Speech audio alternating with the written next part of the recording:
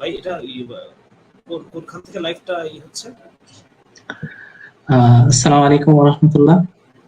মানে কোন পেজ থেকে? সন্দীপন প্রকাশন থেকে। কোন পেজ থেকে লাইভ হচ্ছে? সন্দীপন প্রকাশন এখান থেকে? জি ভাই। আচ্ছা ঠিক আছে শুরু কর বিসমিল্লাহ। আসসালামু আলাইকুম ওয়া রাহমাতুল্লাহ। যারা আমাদের লাইভটি শুনছেন তারা একটু কাইন্ডলি জানাবেন যে আমাদের কথা স্পষ্ট শুনতে পাচ্ছেন কিনা।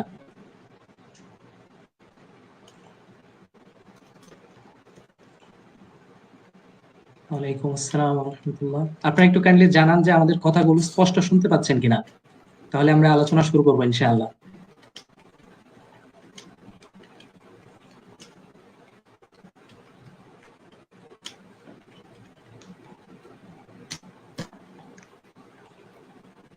জি ক্লিয়ার। জি আলহামদুলিল্লাহ, ঠিক আছে, তাহলে আমরা আলোচনায় চলে যাই। বিসমিল্লাহির রহমানির রহিম। আলহামদুলিল্লাহি রাব্বিল আলামিন ওয়াসসালাতু ওয়াসসালামু আলা নাবিয়িল কারীম। আজকে আমাদের এই বিশেষ লাইভটি হচ্ছে আমাদের প্রকাশিতব্য মিশন ইসলাম বইটি নিয়ে, এবং বইয়ের ভিতর যে বিষয়ে আলোচনা করা হয়েছে সেই বিষয়ে কিছু আলোচনা আমরা করবো ইনশাআল্লাহ। আমাদের সাথে অতিথি হিসেবে উপস্থিত আছেন আমাদের সকলের প্রিয় এবং একজন জ্ঞানী গুণী মানুষ, ডাক্তার শামসুল আরিফিন শক্তি ভাই। শক্তি ভাই আসসালামু আলাইকুম, কেমন আছেন? ওয়ালাইকুম আসসালাম ওয়া রাহমাতুল্লাহি ওয়া বারাকাতুহু। আলহামদুলিল্লাহ, আপনারা সবাই ভালো আছেন? জি আলহামদুলিল্লাহ, আমরা সবাই ভালো আছি। আমাদের শ্রোতাদের বা দর্শকদের যারা আছেন তারা মোটামুটি অনেকেই জানেন যে মিশন ইসলাম নামে ডাক্তার শামসুল আরিফিন শক্তি ভাইয়ের একটি বই সন্দীপন প্রকাশন থেকে প্রকাশিত হতে যাচ্ছে ইনশাআল্লাহ 24 কিংবা 25 তারিখ থেকে 21-এ বইমেলায় বইটি পাওয়া যাবে সন্দীপনের স্টলে। এরপর থেকে ইনশাআল্লাহ সারা দেশে বইটি পাওয়া যাবে। এই বইয়ের টপিক থেকেই আজকে আমরা আলোচনা করব ইনশাআল্লাহ। প্রথমেই আমি শক্তি ভাইয়ের কাছে একটা প্রশ্ন করব যে মিশন ইসলাম কেন, অর্থাৎ দাওয়ার কাজ করা কেন জরুরি মুসলিমদের জন্য? জি আলহামদুলিল্লাহ, সালাতু ওয়াসসালামু আলা রাসূলিল্লাহ ওয়া আলা আলিহি ওয়া সাহবিহি আজমাইন। সমস্ত প্রশংসা আল্লাহ রাব্বুল আলামিন আমাদেরকে দিনের জন্য সময় বের করতে পেরেছেন। তো মিশন ইসলাম কেন জরুরি, এটা হচ্ছে যে আমরা যদি খেয়াল করি আমরা দেখবো যে ইসলাম এটা ব্যক্তিগত পর্যায়ে পালন করার মতো ধর্ম না।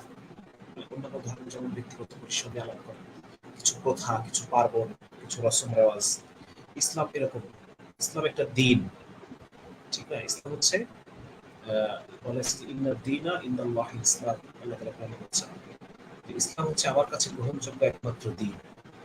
তো এই দিন শব্দটা কি, এই দিন শব্দের ভিতরে কি কি শরীক রয়েছে, কি কি বিষয় শরীক রয়েছে, এটা যদি আমরা দেখি তাহলে দেখা যাবে যে একটা মানুষ জীবন চালানোর জন্য তার যত জায়গায় সে ভূমিকা পালন করে প্রত্যেকটা জায়গাতেই ইসলাম মানে একটা ম্যানেজমেন্ট সিস্টেম দেয়, ঠিক আছে? একজন মানুষ যখন তার নিজেকে আমি কিভাবে পরিচালনা করব, আমি যখন একাকী আছি একটা ঘরের মধ্যে, এই সময় আমি নিজেকে কিভাবে পরিচালনা করবো, আমি যখন টয়লেটে আছি তখন আমি নিজেকে কিভাবে পরিচালনা করবো, আমি যখন পরিবারের কর্তা তখন আমি আমার পরিবারকে কিভাবে চালাবো, আমি যখন সমাজের একজন নেতা তখন আমি সমাজকে কিভাবে চালাবো, আমি রাষ্ট্রের একজন অধিবাসী বা আমি একজন ক্ষমতাশালী তখন আমি আমার অধীনস্থদেরকে আমি কিভাবে চালাবো, একটা বাজার কিভাবে চলবে, একটা বিচার ব্যবস্থা কিভাবে চলবে, আন্তর্জাতিক সম্পর্ক কিভাবে চলবে, এই প্রতিটা বিষয়। একটা যুদ্ধ হচ্ছে, যুদ্ধটা কিভাবে চলবে। মানুষের জীবনে মানুষ যত ধরনের ভূমিকা পালন করে, প্রত্যেকটা ভূমিকা কিভাবে পালন করতে হবে, কিভাবে পালন করলে আল্লাহ তাআলা খুশি হবেন, কিভাবে পালন করলে আমরা আমাদের জীবনটা সুন্দরভাবে চলবে, মৃত্যু পরবর্তী জীবনে আমরা সুন্দরভাবে চলবে। এটা হচ্ছে ইসলাম একটা পরিপূর্ণ জীবন ব্যবস্থা দেয়, ঠিক আছে না? এবং এই জীবন ব্যবস্থাটা এটা হচ্ছে কি বলা যায়, এটা সম্প্রসারণশীল। মানে এটা শুধু একা পালন করলে হবে না, বরং আমার অধীনস্থ যারা আছে, আমার আশপাশে যারা আছেন, মানে এই জন্য ইসলামের খুব গুরুত্বপূর্ণ একটা কনসেপ্ট হচ্ছে সৎ কাজে আদেশ, অসৎ কাজে নিষেধ। মানে এই ইসলামটাকে এক্সপ্যান্ড করতে হবে। ইসলামটা থেকে আমি যেভাবে উপকৃত হচ্ছি আমি আল্লাহ তাআলার হুকুম অনুসারে চলে, রাসূল সাল্লাল্লাহু আলাইহি ওয়াসাল্লামের সুন্নাহ অনুসারে চলে আমি নিজে যেরকম উপকৃত হচ্ছি দুনিয়াতে এবং আখিরাতে, এই উপকারটা আরেকজন ভাইকেও পৌঁছাতে হবে। আরেকজন ভাই তিনি ইসলামের সাথে চলতে পারছেন না, তাকে কিভাবে ইসলামের উপরে ওঠানো যায় সেই চিন্তা ফিকির, এটা আমাদের মানে ইসলামেরই একটা একটা মৌলিক অংশ। রাসূলুল্লাহ সাল্লাল্লাহু আলাইহি ওয়াসাল্লাম বিদায় হজের ভাষণে তখন বলেছিলেন যে আজকে যারা এখানে উপস্থিত নেই তোমরা তাদের কাছে আমার এই কথাগুলোকে পৌঁছে দেবে, তাই না? সাহাবীদেরকে রাসূল সাল্লাল্লাহু আলাইহি ওয়াসাল্লাম তাদের কাছ থেকে একটা মানে ওয়াদা নিয়েছিলেন যে আজকে এখানে যারা উপস্থিত নাই, এখানে যারা উপস্থিত নেই বলতে ওলামায়ে কেরাম এটা দুটো ব্যাখ্যা করেন। একটা হচ্ছে যারা এখনো দুনিয়াতে আসেন নাই এই জন্য এখানে নাই, আর দুই নম্বর হচ্ছে যারা আহ, তোমাদের মতো সাথী, তোমাদের মতো মুসলিম সাহাবীরা তারা আজকে এখানে আসতে পারেনি, ওনাদের জেনারেশনে এখানে আসতে পারবে। দুটো অর্থ ওনারা করেন। একটা হচ্ছে যে কিয়ামত পর্যন্ত যত মানুষ আসবে প্রত্যেকটা মানুষের কাছে ইসলাম কিভাবে পৌঁছে দেওয়া যায়, রাসূলুল্লাহ সাল্লাল্লাহু আলাইহি ওয়াসাল্লাম যে কালামে পাক নিয়ে এসেছেন আল্লাহর কাছ থেকে, আল্লাহর সাথে আমাদের কানেকশন, আমাদের রবের সাথে আমাদের কানেকশন নিয়ে এসেছেন, এটা কিভাবে কিয়ামতের আগে জন্ম নেওয়া যে শিশুটা তার কাছ পর্যন্ত পৌঁছানো যায়, এবং সারা পৃথিবীর কোনায় কোনায় প্রত্যেকটা মানুষ, হ্যাঁ প্রত্যেকটা মানুষ যেন তার জীবনকে এই অনুসারে পরিচালনা করে, সে যেন দুনিয়াতে ভালো থাকে, দুনিয়াতে জুলুমের অবসান হয়, দুনিয়াতে টেনশন পেরেশানি কষ্ট এগুলোর জন্য অবসান ঘটে যায়, এবং মৃত্যু পরবর্তী জীবনে সে যেন আল্লাহকে রাজি করে সে যেন মৃত্যু পরবর্তী জীবনেও সে যেন সুখী হতে পারে। এই যে একটা টোটাল একটা কনসেপ্ট, এই কনসেপ্টটা প্রত্যেকটা মানুষের কাছে পৌঁছায় দিতে হবে, ঠিক আছে না? এই জন্য ইসলাম আমাদেরকে সুনির্দিষ্ট পদ্ধতি বলে দিয়েছে কিভাবে এটা প্রত্যেকটা মানুষের কাছে পৌঁছে দিতে হবে। এই কারণেই মানে আমি আমি বলতে চাচ্ছি যে আমাদের প্রত্যেকের জীবনের একটা মিশন আছে। আমরা যারা মুসলিম, আমরা যারা কালিমা পাঠ করছি, আমাদের প্রত্যেকের জীবনের মিশন এটা যে আমাকে এই ইসলাম মানে রাসূল সাল্লাল্লাহু আলাইহি ওয়াসাল্লাম যে হজের বিদায় হজের ভাষণে যে কথাটা বলেছেন, বাল্লিগু আন্নি ওয়ালাউ আয়া, যে তোমরা একটা কথাও যদি আমার কাছ থেকে জানো, একটা কথাও যদি তোমরা জানো যে আমি বলেছি, তাহলে এই কথাটা রেজুকে পৌঁছে দাও, এই কথাটা রেজুকে পৌঁছে দাও। সুতরাং এই যে মানে মিশনারি অ্যাক্টিভিটি, মানে এটা যদিও মিশনারি শব্দটা খ্রিস্টানদের সাথে সম্পৃক্ত, তারপরে এটাকে আমি মানে বোঝার সুবিধার্থে বলে থাকি। দেখবেন যে খ্রিস্টানরা কি করে, খ্রিস্টানরা তাদের দেশ ছেড়ে চলে আসে, বাংলাদেশের প্রত্যন্ত এক গ্রামের মধ্যে ডাক্তারি করতেছে, ঠিক আছে না? অনেক সময় দেখবেন প্রেমের টানে চলে আসে। আসলে কি কোন ব্যাপারটা এটা না, আসল ব্যাপারটা এটা, আসল ব্যাপারটা এটা যে তারা খ্রিস্ট ধর্ম প্রচারের উদ্দেশ্যে এই এই যে বিভিন্ন এলাকায় তারা হিজরত করে, হ্যাঁ খ্রিস্ট ধর্ম প্রচারের উদ্দেশ্যে তারা এটা করে। এই জিনিসগুলো আমরা মুসলিমরা করতাম এক সময়, এক সময় আমাদের আমরা মুসলিমরা, হ্যাঁ মানে আরবের মানুষ দেখা যাচ্ছে যে ইন্দোনেশিয়াতে তার কবর, এরকম ইন্দোনেশিয়াতে ৩-৪ সাহাবীর কবর আছে, চীন দেশের সাহাবীদের কবর আছে, তাই না? মানে তারা এরকম ভাবে মানে তারা পৃথিবীর বিভিন্ন কোনায় কোনায় তারা এভাবেই মানে চলে যেতেন, ঠিক আছে না? ওই জিনিসগুলোই ইসলাম প্রচারের যে মূল সূত্রগুলো আমাদের কাছে ছিল, ওইগুলো খ্রিস্টানরা অ্যাপ্লাই করছে। খ্রিস্টানরা অ্যাপ্লাই করে তারা প্রত্যন্ত এলাকায় তারা মানুষকে খ্রিস্টান মানে তার ঈমান হারা করে ফেলছে। তো ওর কথা এটা যে আমাদের মুসলিমদের as a community, as a উম্মাহ আমাদের একটা মিশনারি দায়িত্ব আছে। দুই নম্বর হচ্ছে আমি উম্মাহ যদি আমি বাদ দিই, আমি আমি আমার নিজের ব্যক্তিগত জীবনেও আমার প্রতিদিনের একটা অংশ, আমার চিন্তা ফিকিরের একটা অংশ, আমার শারীরিক শক্তির একটা অংশ এই ইসলামের দাওয়া প্রচারে অবশ্যই ব্যয় হতে হবে। এবং ওলামায়ে কেরাম এটাকে বলেন যে দাওয়াতের কাজ এটা আমাদের উপরে ফরজ, দাওয়াতের কাজটা আমাদের উপর ফরজ। এবং এই ফরজটা কি ফরজে কিফায়া নাকি ফরজে আইন, এটা নিয়ে আলেমদের মধ্যে কিছু কথাবার্তা আছে, কিন্তু দাওয়াতের কাজটা আমাদের উপরে ফরজ, এটা এই ব্যাপারে কারো কোনো সন্দেহ নেই। হ্যাঁ, এখন কোন কোন আলেম বলেছেন এটা ফরজে কিফায়া, উম্মতের কিছু মানুষ যদি এটা আদায় করে তাহলে হয়ে যাবে। আবার আরেক গ্রুপ অফ ওলামা তারা বলতেছেন যে না, এটা ফরজে আইন, প্রত্যেককে সে এতটুকু জানে এতটুকু আরেকজনকে দাওয়া করতে হবে। এটা প্রত্যেকের উপরে এটা এটা স্বতন্ত্র দায়িত্ব, আমার দায়িত্ব আপনি করলে আদায় হবে না, ঠিক আছে না? এটা আরেক আরেক আরেক দল আলেম এটা বলছেন আর কি। তো যার কারণে আমাদের এটা মানে সবসময় মাথায় রাখতে হবে যে মিশন ইসলাম এটা এই কারণে যাতে আমি এটা এই আমার দায়িত্বটা যেন আমি বুঝে নেই, আমার দায়িত্বটা যেন আমি বুঝে নিই।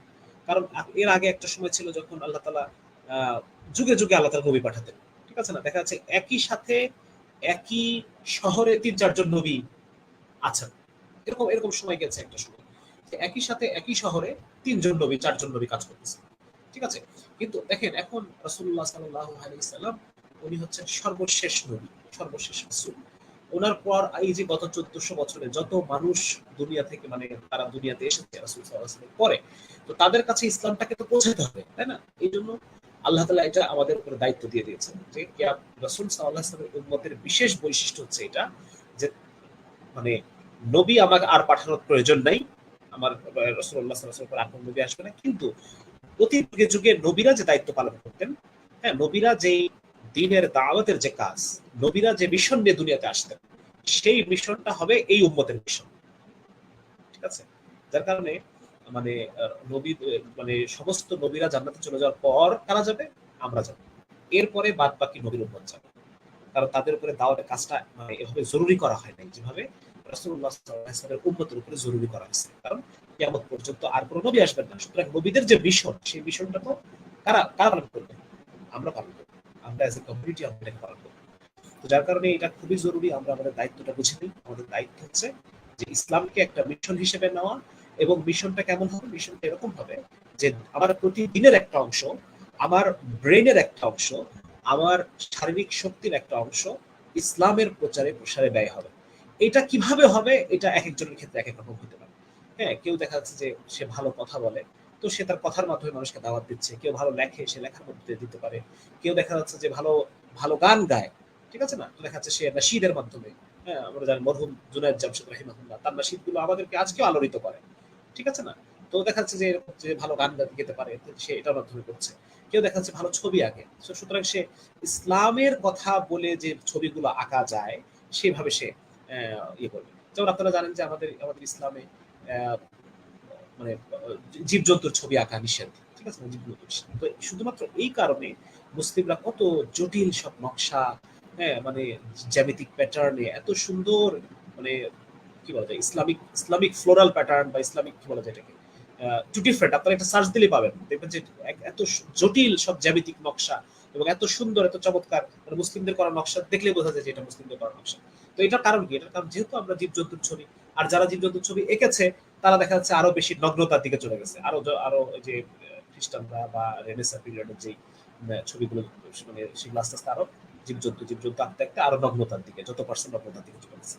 তো ব্যাপারটা হচ্ছে এইটা যে আমরা যার যার যেটা যেটাই দক্ষতা আমাদের আছে, সেই দক্ষতাটাকে আমি ইসলামের জন্য কাজে লাগাবো এবং ইসলামকে আমি একটা মিশন হিসেবে নিব, যে আমার জীবনের একটা অংশ, আমার প্রতিদিনের একটা অংশ, আমার প্রতিদিনের চিন্তা ভাবনার একটা অংশ, আমার শারীরিক শক্তির একটা অংশ অবশ্যই প্রতিদিন ইসলামের পিছনে ব্যয় হবে। ঠিক আছে না? ইসলামের মেসেজ মানুষের কাছে পৌঁছায় দেওয়ার জন্য ব্যয় হবে, সেটা যেভাবেই হোক, যে কোনো পদ্ধতিতে হতে পারে। হ্যাঁ, এইটা এই বিষয়টা এই জন্যই মানে মূলত মিশন ইসলাম, ইসলামটাকে একটা মিশন হিসেবে নেওয়া। এক তো ইসলামকে আমি একটা ধর্ম হিসেবে নিয়েছি, ইসলামকে আমি একটা জীবন ব্যবস্থা হিসেবে নিলাম, ইসলামকে কেউ আমরা একটা কি বলা যায়, মানে মোটিভেশন হিসেবে নিচ্ছি, সেই সাথে ইসলামকে আমি একটা মিশন হিসেবে নিব, যেন ইসলাম আমার আমার মানে ইসলাম প্রচারে আমার জন্য একটা অংশ থাকে। ব্যাপারটা যেন এরকম না হয় যে অন্যরা সবাই অনেক কাজ করছে কিন্তু আমি শুধুমাত্র চতুষ্পদ জন্তুর মতো আমি শুধুমাত্র আমার রুটি রুজির পিছনেই ছুটতেছি, 24টা ঘন্টা আমার সমস্ত চিন্তা, সমস্ত মেহনত, সমস্ত শক্তি, সমস্ত দিন আমার শুধুমাত্র চতুষ্পদ প্রাণীর মতো মানে রুটি আর রুজির পিছনে লাগতেছে, আমার আমার মানে আর কোনো চিন্তা ভাবনা নাই, ইসলামকে শক্তিশালী করার পিছনে আমার কোনো কাজ নেই, এরকম যেন না হয়। হ্যাঁ, এটাই এটাই মূলত আমার পুরো বইয়ের মেসেজটা হচ্ছে এটা, যে যে আমাদের ইসলামকে একটা মিশন হিসেবে, নিজের দৈনন্দিন কাজের একটা অংশ হিসেবে, আমি যখন নামাজ পড়তেছি এর মানে কি আমি ইসলামের জন্য কাজ করলাম নাকি নিজের জন্য কাজ করলাম? আমি কোরআন তেলাওয়াত করলাম, এটা আমি কার জন্য কাজ করলাম? আমি আমার নিজের জন্য কাজ করলাম। কিন্তু ইসলামের জন্য কাজ করা, ইসলামকে শক্তিশালী করার পিছনে কাজ করা, হ্যাঁ, ইসলামের উপরে যে হুমকি আসতেছে সেটা ঠেকানোর জন্য কাজ করা, ইসলামকে সুরক্ষা দেওয়ার জন্য কাজ করা, ইসলামকে শক্তিশালী করা, প্রচার প্রসারের জন্য কাজ করা, এটা ডিফারেন্ট একটা জিনিস। এটার জন্য যেন আমার একটা অংশ, আমার কাজের একটা অংশ যেন এটা থাকে। তো এটাই মূলত আমার বইয়ের মূল বক্তব্য আর কি। সেটা কি কিভাবে হতে পারে আমি বিভিন্ন পদ্ধতি বের করার চেষ্টা করছি, যে আমরা কিভাবে মানে কথা কথা আমি 100টা পদ্ধতির কথা বলতেছি, যে 100টা পদ্ধতির মধ্যে আমি আমার দক্ষতা অনুসারে, আমার যোগ্যতা অনুসারে, আমার ভালো লাগা অনুসারে আমি একটা পদ্ধতি চুজ করে যদি আমার জীবনটাকে সেটার উপর উঠাই, তাহলে দেখা যাবে যে এভাবে যদি 1000 মানুষ যদি তারা ইসলামকে একটা মিশন হিসেবে নেয়, বা 10,000 মানুষ যদি ইসলামকে একটা মিশন হিসেবে নেয়, তাহলে পরে দেখা যাচ্ছে যে সামষ্টিক যে রেজাল্ট, হ্যাঁ, একটা একটা টোটাল যে রেজাল্টটা হবে সেটা ইসলামকে আমাদের এই বিশেষ করে বাংলাদেশে, হ্যাঁ, ইসলামকে মুসলমানদের ইতিহাসকে অনেক দূরে এগিয়ে নিয়ে যাবে ইনশাআল্লাহ তাআলা। এটা এই জন্যই মানে বইটা মূলত লেখা আর কি। জি। জাযাকাল্লাহ খাইরান ভাইয়া। আহ, মিশন ইসলাম কেন প্রয়োজন এটা নিয়ে সুন্দর করে বলেছেন। আমরা মাঝে মাঝে অনেক আলিমদের কাছে শুনে থাকি যে আমাদের আশেপাশে যেসব মানুষজন বসবাস করে দিন থেকে গাফেল মুসলিম হতে পারে কিংবা কাফিরও হইতে পারে। আহ, তাদেরকে যদি আমরা দাওয়াত না দিই, তাদের কাছে যদি আমরা ইসলামের বার্তাটা পৌঁছে না দিই, তাহলে এমনটা হতে পারে যে হাসরের দিন, বিচার দিবসে তারা আল্লাহ সুবহানাহু ওয়া তাআলার কাছে আমাদের ব্যাপারে নালিশ জানাবে যে তারা আমাদের সাথে চলেছে, তারা আমাদের প্রতিবেশী হিসেবে ছিল, কিন্তু তারা কখনো আমাদের ইসলামের দাওয়াত দেয়নি, দ্বীনের দাওয়াত দেয়নি। এ থেকে আসলে বোঝা যায় যে মুসলিম হিসেবে, আরো যদি বিশেষভাবে বলি প্র্যাকটিসিং মুসলিম হিসেবে, আমাদের উপর এটা অনেক বড় একটা দায়িত্ব, গুরুত্বপূর্ণ দায়িত্ব যে আমাদের আশেপাশে যারা আছে, আমাদের পরিচিত অপরিচিত প্রত্যেকেই ইসলামের দাওয়াত দেওয়া। সম্ভবত আপনার বইটিতে এই বিষয়ে আলোচনা এসেছে। তবে এই মুহূর্তে আমি আপনার কাছে জিজ্ঞেস করবো আপনার বইটির ব্যাপারে, যে মিশন ইসলাম বইটি মূলত কাদের জন্য লেখা, কাদের উপযোগী? আচ্ছা, এই বইটা মূলত আমি আমি মূলত লিখেছি আমরা যারা জেনারেল শিক্ষিত। কারণ দেখেন, আমাদের আলেমরা, ওলামায়ে কেরাম, তারা যদি দুনিয়ার কাজও করেন, দুনিয়াকে সামনে নিয়ে কাজ করলেও আলটিমেটলি দিন শক্তিশালী হয়।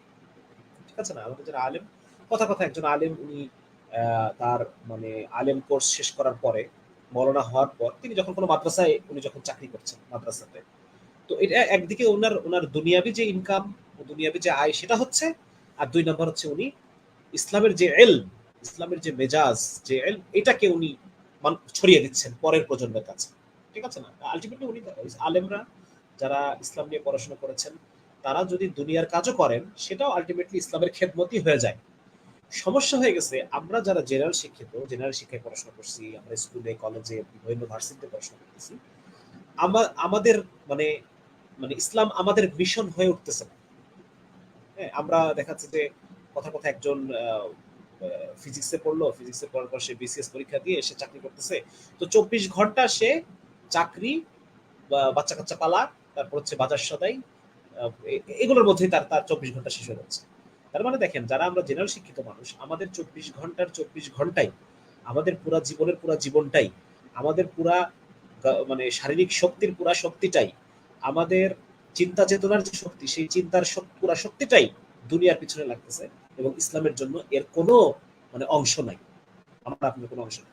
যার কারণে মূলত আমার এই বইটা লেখাই হচ্ছে, আমরা যারা জেনারেল শিক্ষিত মানুষ, আমরা কিভাবে ইসলামের খেদমত করতে পারি, আমরা কিভাবে ইসলামকে শক্তিশালী করার পিছনে আমরা কিভাবে অবদান রাখতে পারি, এটাই হচ্ছে আমার মানে তাই মানে সুতরাং জেনারেল শিক্ষিত যারা, ওনাদেরকে উদ্দেশ্য করে আমি এই বইটা লিখছি।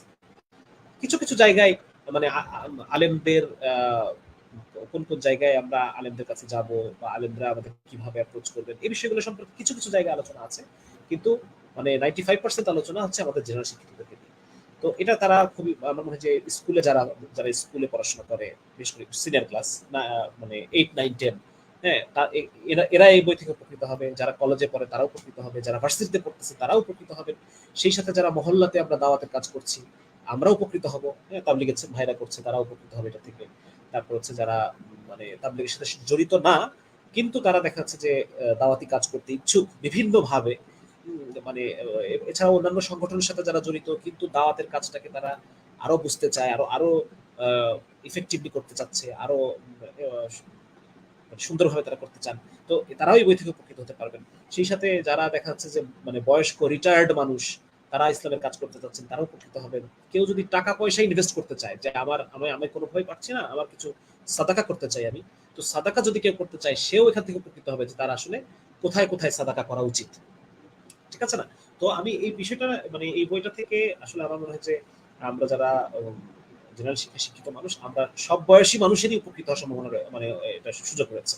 বোনরা উপকৃত হবে কিভাবে, বোনদের ভেতরে দাওয়াতের কাজ করা যায়, বাচ্চাদের মধ্যে কিভাবে দাওয়াতের কাজ করা যায়, হ্যাঁ, মানে সামাজিকভাবে সমাজটাকে কিভাবে ইসলামের উপর উঠানো যায়, এরকম বিভিন্ন লেভেলে আমি আলোচনা করার চেষ্টা করেছি। আমার মনে হয় যে এটা মানে যে কারোরই এটা থেকে উপকৃত হওয়ার সুযোগ রয়েছে। জি জি ভাইয়া, আমরা এমনিতে আপনার বইয়ের সূচিপত্র থেকে একটা বিষয় দেখতে পাচ্ছি যে এখানে ইমামতি, আওয়ামুল উপলক্ষ, দিনদার আওয়াম মসজিদ নামে কিছু চ্যাপ্টার আছে। এই চ্যাপ্টারগুলো থেকে আমরা ধারণা করতে পারছি যে এই বইটা ইমাম কিংবা এই শ্রেণীর যেসব আলেম আছেন তাদের জন্য সম্ভবত কিছুটা সহায়ক ভূমিকা রাখতে পারে। জি জি জি, ইনশাআল্লাহ ইনশাআল্লাহ। আচ্ছা, এবার আমি একটু কমেন্টস থেকে দুই একটা কমেন্টস পড়ি একটু। আহ,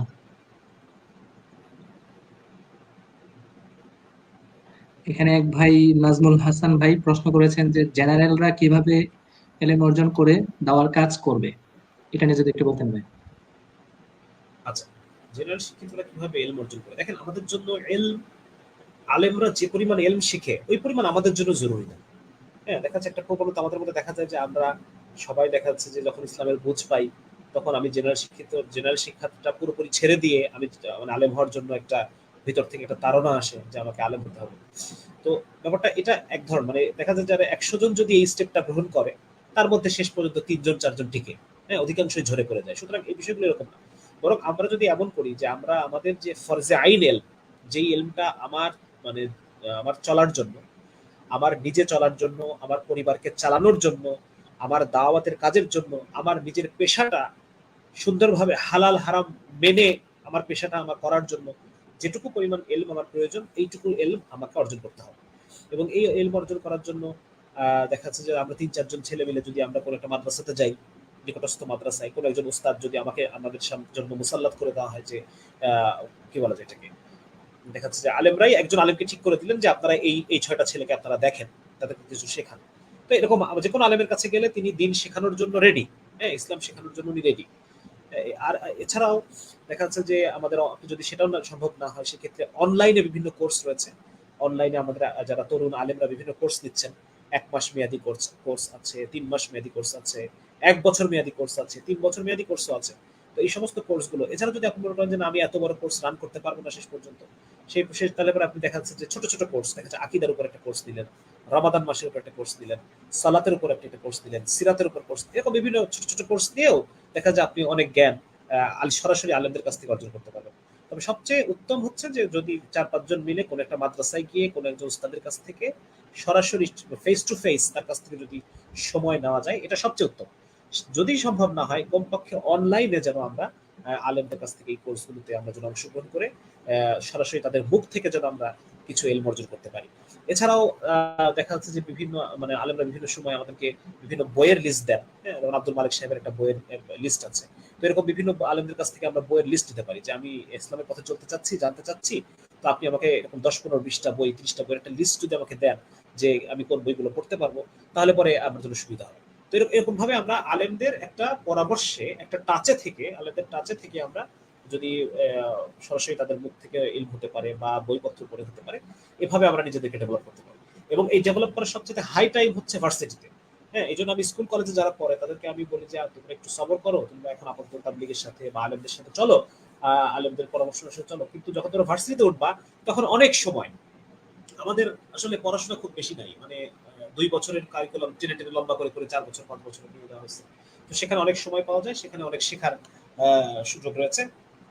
তো এটা আমি মানে সবাইকে একটু সাজেশন দিয়ে থাকি আর কি, যে ভার্সিটিতে উঠে তখন এলমের দিকে মনোনিবেশ করার জন্য। আর এর মধ্যে যে আমাদের প্রচলিত সিস্টেমগুলো রয়েছে, কোনো আলেমের কাছে আলেমদের ইসলাহি বয়ান, তারপর হচ্ছে তাবলিগের মাধ্যমে, হ্যাঁ, মানে দিনের উপরে চলার চেষ্টা করা, হ্যাঁ, এছাড়াও যে বললাম ব্যক্তিগতভাবে বইপত্র পড়া, হ্যাঁ, এর মাধ্যমে চেষ্টা করা।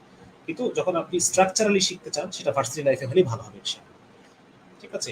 এবং দাওয়াতের কাজের জন্য এটা জরুরি না যে আপনি একবারে শিখে নিয়ে একবারে শুরু করবেন, ব্যাপারটা আসলে এরকম না। রাসূলুল্লাহ সাল্লাল্লাহু আলাইহি ওয়াসাল্লামের কাছে সাহাবীরা বলছে, ইয়া রাসূলুল্লাহ, আমরা কি আমরা তো নিজেরাই এখন ঠিক হতে পারি, কথার ভাব মানে মাফহুম এরকম যে আমরা নিজেরাই কি পরিপূর্ণ সংশোধন হওয়ার পরে দাওয়াতের কাজ শুরু করব, এরকম কথাটা ছিল এরকম। তো না, ওই যে কোরআনে একটা আয়াত আছে যে তোমরা যে কথা তোমরা নিজেরা যেটা করো না সেটা কেন বলো, কোরআনে এরকম একটা আয়াত আছে। হ্যাঁ, তো এটার ব্যাখ্যা জানার জন্য সাহাবীরা রাসূল সাল্লাল্লাহু আলাইহি ওয়াসাল্লাম কে জিজ্ঞেস করলেন, আমরা কি তাহলে আগে গুনাহ ছাড়বো, গুনাহ ছাড়ার পরে আমরা দাওয়াতের কাজ করবো মানুষকে? তো নবীজি বলছেন, না, ব্যাপারটা আসলে এরকম না। মানে এটা সব একসাথে চলবে। আমার গুনাহ ছাড়ার প্রচেষ্টাও একসাথে চলবে, আমার ইলম অর্জনের প্রচেষ্টাও একসাথে চলতে থাকবে, আবার আমার দাওয়াতের কাজটাও একসাথে চলতে থাকবে। হ্যাঁ, মানে সব করে একবারে দাওয়াতের কাজে নামবো, ব্যাপারটা এরকম না আসলে। হ্যাঁ, আমি যতটুকু শিখছি, যতটুকু আমি জেনেছি, এতটুকু আমি আরেকজনকে জানাই দেবো, এটাই তো দাওয়া, তাই না? তো এটা এটা করার জন্য আসলে তবে কিছু ব্যাপার আছে, যেমন অনেকে অনেকে দাওয়া বলতে মনে করে যে আমাদেরকে হিন্দু ভাইদেরকে হিন্দুদেরকে খ্রিস্টানদেরকে দাওয়াত দিতে হবে, সেটার জন্য আলাদা ট্রেনিং এর প্রয়োজন। এটা সবার এগুলো করা উচিত না। সবাই কারণ এখানে অনেক অনেক পাপ ইসলামের বিষয় রয়েছে, অনেকে নাস্তিকদের সাথে ডিবেটে জড়ায় যায়, নাস্তিকদের সাথে দাওয়াত দাওয়াত করতে চায়। তো এটা সবার কাজ না, ঠিক আছে না? সবার আমাদের কাজ যেটা, আমরা আমাদের আমাদের যে আশপাশে বন্ধু বান্ধব আত্মীয় স্বজন আমাদের মহল্লার মানুষ যারা ইসলাম সম্পর্কে উদাসীন হয়ে আছে, তাদের উপরে দাওয়াতের কাজ আমাদের জন্য বেশি জরুরি, এবং এটা করার জন্য খুব বেশি প্রিপারেশনের প্রয়োজন হয় না। যেমন একজন খ্রিস্টানকে দাওয়াত করতে গেলে অনেক অনেক প্রিপারেশনের দরকার আছে, একজন নাস্তিককে দাওয়াত করতে গেলে অনেক প্রিপারেশনের দরকার আছে। কিন্তু মানে দেখা যাচ্ছে যে একজন মুসলিমকে যখন আপনি দাওয়া করবেন, তাকে ইসলামের উপরে আনার চেষ্টা করবেন, তো সেখানে দাও খুব মানে একদম পরিপূর্ণ প্রিপারেশনের দরকার নেই। সেখানে আপনি আপনার নিজের পড়াশোনা চলতে থাকবে, ইলম অর্জন চলতে থাকবে, নিজের সংশোধন চলতে থাকবে, সেই সাথে আপনি তাকে নামাজের জন্য দাওয়া করবেন, আপনি তাকে যাকাতের জন্য দাওয়া করবেন, আপনি তাকে আখলাকের জন্য দাওয়া করবেন, আপনি তাকে পারিবারিকভাবে মানে ইসলাম ইসলাম কায়েম করার জন্য দাওয়া করবেন। এটা একসাথে চলবে আর কি। ঠিক আছে? জি। জাযাকাল্লাহ খাইরান। আমরা জেনারেলরা কিভাবে ইলম অর্জন করব এবং কতটুকু কিভাবে ব্যালেন্স রাখবো ইলম অর্জন এবং দাওয়ার কাজে, এটা নিয়ে খুব সুন্দরভাবে বলে দিলেন। এবার আপনার কাছে জানতে চাইবো যে আমরা জেনারেল শিক্ষিতরা যখন অফলাইনে দাওয়া দেওয়া শুরু করব, সেটা কিভাবে শুরু করব এবং কোথা থেকে শুরু করব? আচ্ছা, খুবই সুন্দর। যে আমরা যখন অফলাইনে দাওয়া করব মানুষকে, তখন সেটা আমরা কোথা থেকে শুরু করব, কোন পয়েন্ট থেকে শুরু করব? দেখেন, দাওয়া সবখানে একই জিনিস। মানে একজন মানুষ নামাজ পড়ে না, তাই না? এটাই তো মানে ইন জেনারেল প্রবলেম তো এটাই। যে মানুষ নামাজ পড়ছে না, এটা তো সবার আগে প্রবলেম। নামাজ হচ্ছে আমাদের ইসলামের সবচেয়ে বড় হুকুম। যার নামাজ নেই তার দিন নেই, এরকম এরকম কঠিন কঠিন হাদিস নামাজের ব্যাপারে রয়েছে। যে ইমান এবং কুফরের মধ্যে পার্থক্যকারী একমাত্র নামাজ, কঠিন কঠিন হাদিস রয়েছে। তো যার কারণে সবচেয়ে বড় আমল হচ্ছে নামাজ, এবং এই নামাজটা সম্পর্কেই অধিকাংশ মুসলিম, আপনি আমাদের আশপাশে যারা আছে তারা এটা সম্পর্কে উদাসীন হয়ে রয়েছে, একবারেই পড়ছে না, পড়াকে তেমন জরুরি মনে করছে না, বা দেখা যাচ্ছে যে সব ওয়াক্তের নামাজ একসাথে যারা পড়ছে তারা একসাথে এভাবে করে মানে ম্যানেজ করে নিচ্ছে। তো দেখা যাচ্ছে যে নামাজের ব্যাপারে আমরা যখন দাওয়া করতে যাব, মানুষ নামাজ কেন কেন পড়ছে না, মূল প্রবলেমটা কোথায়? মূল প্রবলেমটা হচ্ছে নামাজ সেই কারণে পড়ে না যে সে আল্লাহর মানে আল্লাহর গুরুত্ব সে বুঝতে পারছে না।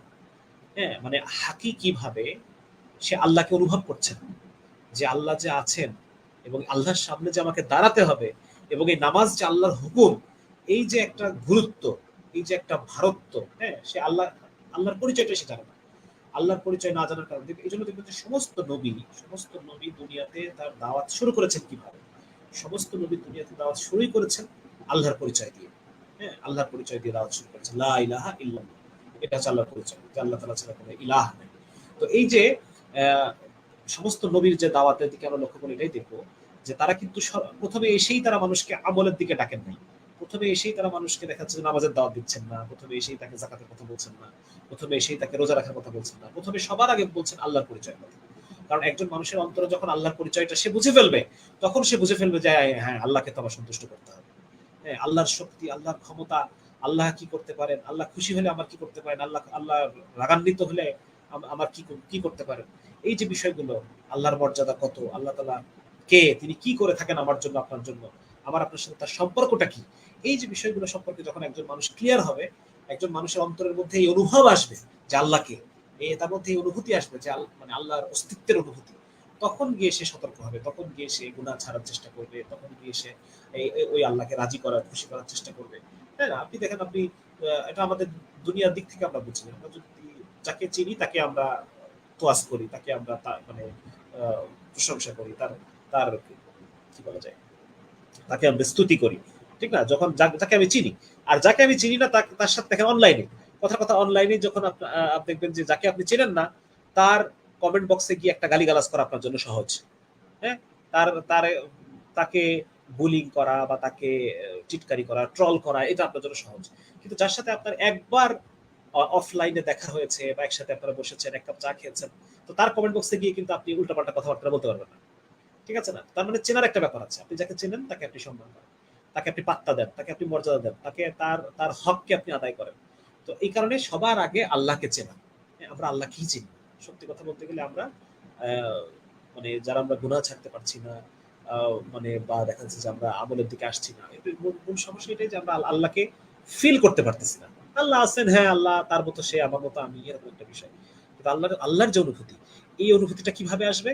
এই অনুভূতিটা যত বেশি আপনি আল্লাহর কথা বলবেন, যত বেশি আপনি আল্লাহর বড়ত্বের কথা বলবেন, তত আপনার নিজের মধ্যে এটার অনুভূতি আসতে থাকবে। তো যার কারণে আমাদের সবার দাওয়াতের শুরুটাই হবে এটা আল্লাহর পরিচয় করায় দেওয়া মানুষ, যে ভাই আপনার এটা আল্লাহ তাআলা আপনাকে এই শক্তি দিয়েছেন। আপনার আজকে যে শক্তি, আজকে আপনি দোকানের মধ্যে দোকান করছেন, তো এই দোকান তো আল্লাহ আপনাকে দিয়েছেন। এই দোকানে বসে আছেন, এই শক্তি আপনাকে আল্লাহ দিয়েছেন। তাহলে আপনি কেন নামাজে আসবেন না? কেন আপনি মানে তাকে বোঝানো যে আপনি আজকে যা যা উপভোগ করতেছেন এগুলো সবই আল্লাহ আপনাকে দিচ্ছেন। তাহলে আপনার কি নামাজে আসা উচিত না? আপনার কি আল্লাহর হক পুরা করা উচিত না? হ্যাঁ, আপনার কি এই যে তখন এই বিষয়গুলো এভাবে আসবে আর কি, যে এই জন্য সবার আগে শুরুটাই হবে লা ইলাহা ইল্লাল্লাহ মুহাম্মাদুর রাসূলুল্লাহ। এটা হচ্ছে তার দাওয়াতের শুরু।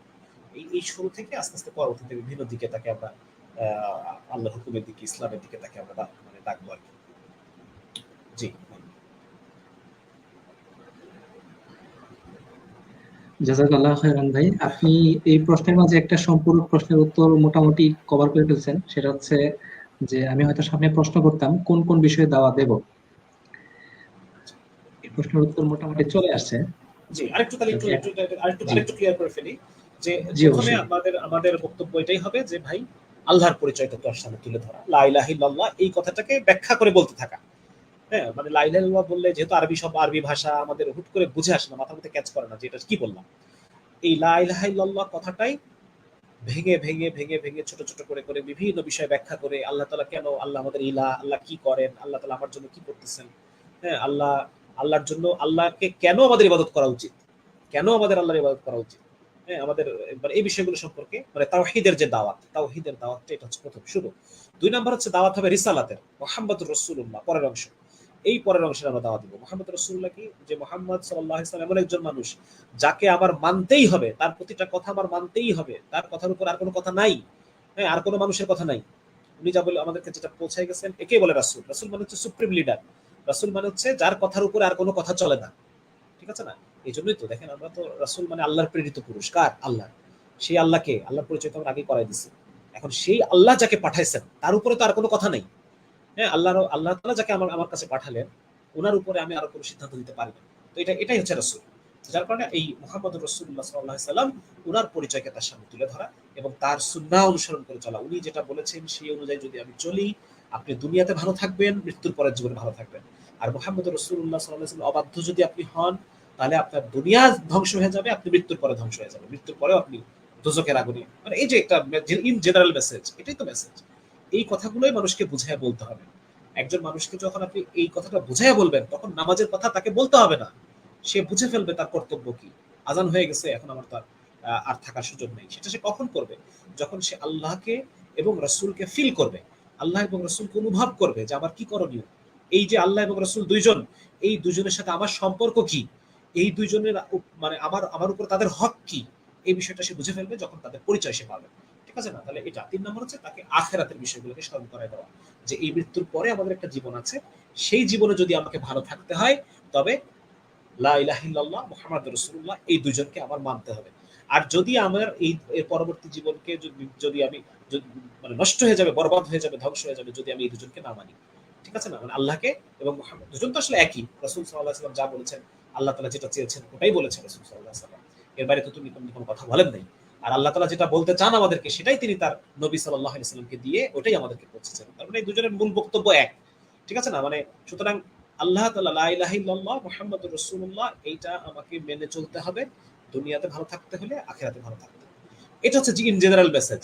এই কথাটাই আমরা মানুষকে বুঝায় বলতে থাকবো। এই কথাটাই ভেঙে বলতে থাকবো। এই কথাটা আমরা বিভিন্ন অ্যাঙ্গেল থেকে মানুষকে বোঝানোর চেষ্টা করতে থাকবো। ঠিক আছে না? মূল কথা এইটাই। এরপরে যে নামাজের দাওয়াত, ভাই নামাজে আসেন, রোজা রাখেন, পর্দা করেন, হ্যাঁ? তারপর হচ্ছে আপনি গায়ের মাহরাম মেনে চলেন। এগুলো হচ্ছে পরের জিনিস। মানে এই মূল শিকড়ে যখন আমরা মানুষকে শিকড় বদলাই দিব, তখন ডালপালা, ফল ফলাদি, ফুল ফল সবই বদলাই যাবে। ঠিক আছে না? যার কারণে আমাদের মূল কাজের জায়গা হচ্ছে এটা। জি ভাই। জাযাকাল্লাহু খাইরান ভাই।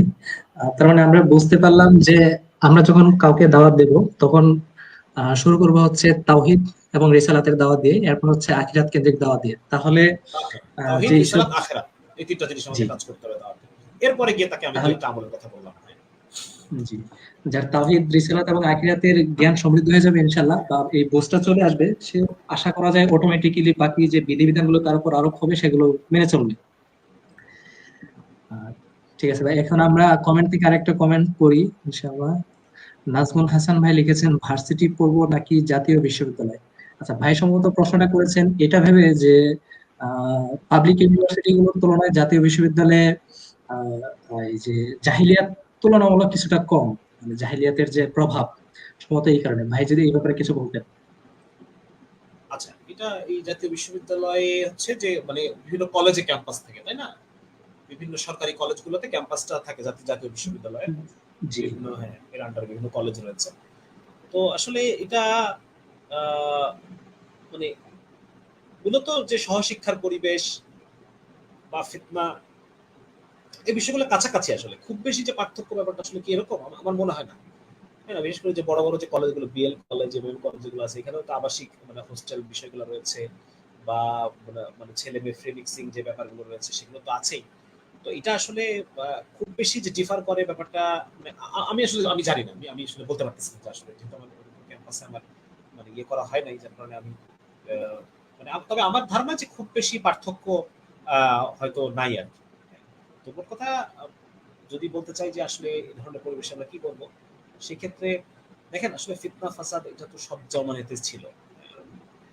নবী আলাইহিস জমানা থেকে শুরু করে দিয়ে প্রত্যেক জমানাতেই ফিতনা বিভিন্ন রূপে ছিল, বিভিন্ন রকম ভাবে ফিতনা ছিল। হ্যাঁ, আল্লাহ রাসূল সাল্লাল্লাহু আলাইহি ওয়াসাল্লামের জমানাতে এরকম একটা ঘটনা আছে, আমরা জানি যে ফজরের নামাজ পড়ার সময় একজন নারী ফজরের নামাজ পড়তে যাচ্ছিলেন, সেই সময় রাস্তাতে উনি তার ইজ্জতের উপরে হামলা করা হয়েছে, এরকম একটা। পরবর্তীতে ওমর রাদিয়াল্লাহু আনহু বললেন যে মেয়েদেরকে মসজিদে আসা নিষেধ করা হোক। হ্যাঁ, তখন রাসূল সাল্লাল্লাহু আলাইহি ওয়াসাল্লাম বললেন যে আল্লাহ বান্দীদেরকে আল্লাহর ঘরে আসতে নিষেধ করো না। এরকম এই বিষয়গুলো কিন্তু আমরা জানি। তো সেই যুগ, মানে ওইরকম পবিত্র যুগেও ফিতনা কিন্তু ছিল, ঠিক না? ফিতনা ছিল। তো এখানে ফিতনা থেকে বাঁচার উপায় কি আছে? আমাদের ইসলামে ফিতনা থেকে বাঁচার উপায়ও আল্লাহ রাসূল আমাদেরকে বিভিন্ন ধরনের উপায় আমাদেরকে শিখিয়ে দিয়েছেন। দাজ্জালের ফিতনা থেকে বাঁচার জন্য সূরা কাহফের আমল শিখিয়ে দিয়েছেন। আলেম ওলামার সোহবতে থাকতে বলেছেন। হ্যাঁ, তারপর হচ্ছে দেখা যায় দ্বীনি কমিউনিটির মধ্যে আল্লাহ রাসূল বলেছেন যে একা একলা বকরি কি একলা বকরি বাঘে খায়, মানুষের বাঘ হচ্ছে শয়তান। তো বিভিন্ন ধরনের পদ্ধতি আছে ফিতনার মধ্যে চলার জন্য। ফিতনার মধ্যে চলতে হলে আমাকে যেটা সর্বপ্রথম লাগবে, আমার একটা কমিউনিটি লাগবে যারা ইসলাম ইসলাম পালন করে, ইসলাম নিয়ে কথা বলে। আমি কমিউনিটির সাথে থাকবো, কমিউনিটির মধ্যে থাকবো। হ্যাঁ, যেমন কথা কথা তাবলিগের একটা কমিউনিটি আছে, প্রত্যেক ভার্সিটিতেই তাবলিগীরা একটা কমিউনিটি। তো সেরকম একটা আমি যেটা বলে থাকি যে একটা সামগ্রিক একটা কমিউনিটি, সবাই মিলে সমস্ত বিভিন্ন ঘরানার মুসলিমরা মিলে আপনার একটা কমিউনিটি হন, একসাথে উঠা বসা করেন। তো এই ধরনের একটা কমিউনিটির সাথে আমি থাকবো। ২ নম্বর হচ্ছে যে আমি আহ, মানে লেবাস পোশাক পোশাক একটা অনেক বড় জিনিস, আমরা এটাকে ছোট করে দেখি। লেবাস পোশাকের মাধ্যমে অনেক ফিতনা থেকে দূরে থাকা যায়, অনেক ধরনের ফিতনা থেকে দূরে থাকা যায়। একজন লোক চাইলেই পাগড়ি পরে রাস্তায় সে সিগারেট টানতে পারবে না। একজন মানুষ চাইলেই সে টুপি পরে দাড়ি রেখে পাঞ্জাবি পরে সে মেয়েদেরকে ইফটিজিং করতে পারবে না। একজন মানুষ চাইলেই মানে জুব্বা পরে পাগড়ি পরে সে একটা মেয়ের হাত ধরে হাঁটতে পারবে না রাস্তায়, ঠিক আছে না? একটা বেগানা মেয়ের হাত ধরে সে ক্যাম্পাসে হাঁটতে পারবে না। এই জন্য পোশাক আশাক আপনাকে অনেক ফিতনা থেকে দূরে রাখবে। আপনি যখন দাড়ি টুপি পাঞ্জাবি পরে ঘুরবেন, মানে 90% মেয়ে মানে আপনার জন্য ফিতনা হবে না, তারা আপনার লাইফে কোনো ফিতনা করতে পারবে না। 90% মানে অধিকাংশ মেয়ে তো দেখা যাচ্ছে দাড়ি টুপিওয়ালা হুজুর পছন্দ করে না, ঠিক আছে না? তো এগুলো সব ফিল্টার, এগুলোর মাধ্যমে আপনি প্রোটেকশনে থাকবেন, এগুলোর মাধ্যমে সর্বদা আল্লাহর রহমতের মধ্যে থাকবেন আপনি। পোশাক ছোট জিনিস না, পোশাক অনেক বড় জিনিস। পোশাকের অনেক বড় ফিলোসফি আছে পোশাকে। এটা নিয়ে কিছু আলাপ আমি আমার এই মিশন ইসলাম বইতে করেছি। তো এটা আরেকটা বিষয়। এভাবে বিভিন্ন কয়েক স্তর বিশিষ্ট প্রোটেকশন ফিতনার জায়গায় নেওয়া যায়। হ্যাঁ, ওলামায়ে কেরামের সাথে সম্পর্ক রাখা, আলেমদের সাথে সম্পর্ক রাখা, দিলের আমার অন্তরের অবস্থা একজন আহ, আলেমকে খুলে খুলে বলা যে আমার অন্তরের মধ্যে এখন এই অবস্থা বিরাজ করতেছে, আমি কি করতে পারি, আমাকে কিছু সাজেশন দেন। হ্যাঁ, উনি আমাদেরকে কিছু আমলের কথা বলবেন। এভাবে বিভিন্ন কয়েক স্তর বিশিষ্ট প্রতিরক্ষা ব্যবস্থা গ্রহণ করা সম্ভব, ঠিক আছে না? আমরা মনে করতেছি যে সিম্পল উইথড্র করলে হয়ে গেল, ব্যাপারটা আসলে এরকম না, এত এত সহজও না। আপনি চাইলেই মানে পারিবারিক প্রেশারের বিষয় আছে, বিভিন্ন ধরনের সামাজিক প্রেশারের ব্যাপার আছে, বিভিন্ন ধরনের বিষয় আছে, চাইলেই আমরা সবকিছু করতে পারি না, সবকিছু ছেড়ে ছুড়ে চলে আসতে পারি না, তাই না? তো এই ফিতনার পরিবেশে আমাকে এমন ভাবে থাকতে হবে যেন ফিতনা আমাকে স্পর্শ না করে, বা স্পর্শ করলেও আমি সেই ফিতনা থেকে আবার মানে কি বলা যায় এটাকে আমি যেমন কথার কথা ইলিয়াস রাহিমাহুল্লাহ, উনি সারাদিন মেহনত করতেন, যারা মদখোর, গাঁজাখোর, এই ধরনের বিভিন্ন মানুষের মধ্যে উনি মেহনত করতেন, এবং এর ফলে সারা সপ্তাহে তার অন্তরের মধ্যে একটা মানে কি বলা যায় একটা জমাট কষ্ট, বা এটাকে এটা উনি আবার জিকির করে, জিকিরের মাধ্যমে এটাকে মানে ঠিক করতেন।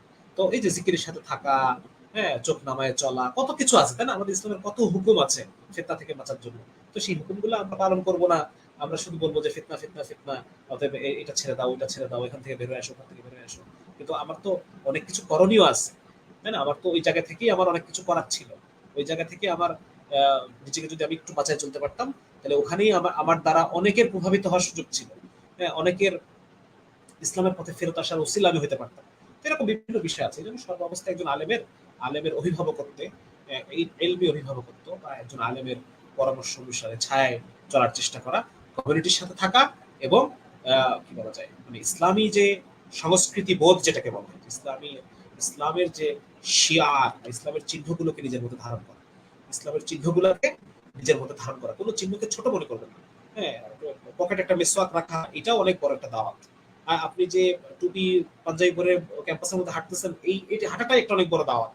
হ্যাঁ, এটা আপনি বুঝবেন না, এটা কেউ কেউ আপনার কাছ থেকে দাওয়াত গুলো নিবে। আপনি চোখ নামায় রাস্তা দিয়ে হাঁটতেছেন, এটাও অনেক ছেলের জন্য দাওয়া হয়ে যাবে একটা সময়, অনেক অনেক মেয়ের জন্য দাওয়া হয়ে যাবে একটা সময়, যে ইসলাম এত এত চমৎকার একটা জিনিস, এত মানে কি বলা যায়, ডেডিকেটেডলি পালন করতে হয় এরকম একটা জিনিস। এটা তারা বুঝতে পারবে, কেউ কেউ বুঝতে পারবে। তো যার কারণে বিষয়টা এটা যে মানে জাতীয় বিশ্ববিদ্যালয় বা বিশ্ব কি বলে, মানে পাবলিক পাবলিক ইউনিভার্সিটি, হ্যাঁ, এগুলোর মধ্যে আসলে খুব মৌলিক কোনো পার্থক্য ওইভাবে নাই। সবখানেই একই ধরনের ফিতনা, ফ্রি মিক্সিং, তারপর হচ্ছে ছাত্রলীগের টর্চার, প্রেশার, এই বিষয়গুলো রয়েছে, ছাত্র স্যারদের ইসলামোফোবিয়া বিষয়গুলো রয়েছে। এগুলো সবখানে আমার মনে হয় সমান, বেশি পার্থক্য আছে বলে আমার কাছে মনে হয় না। আমি শিওর না আসলে, ওই জন্য ঠিক আছে।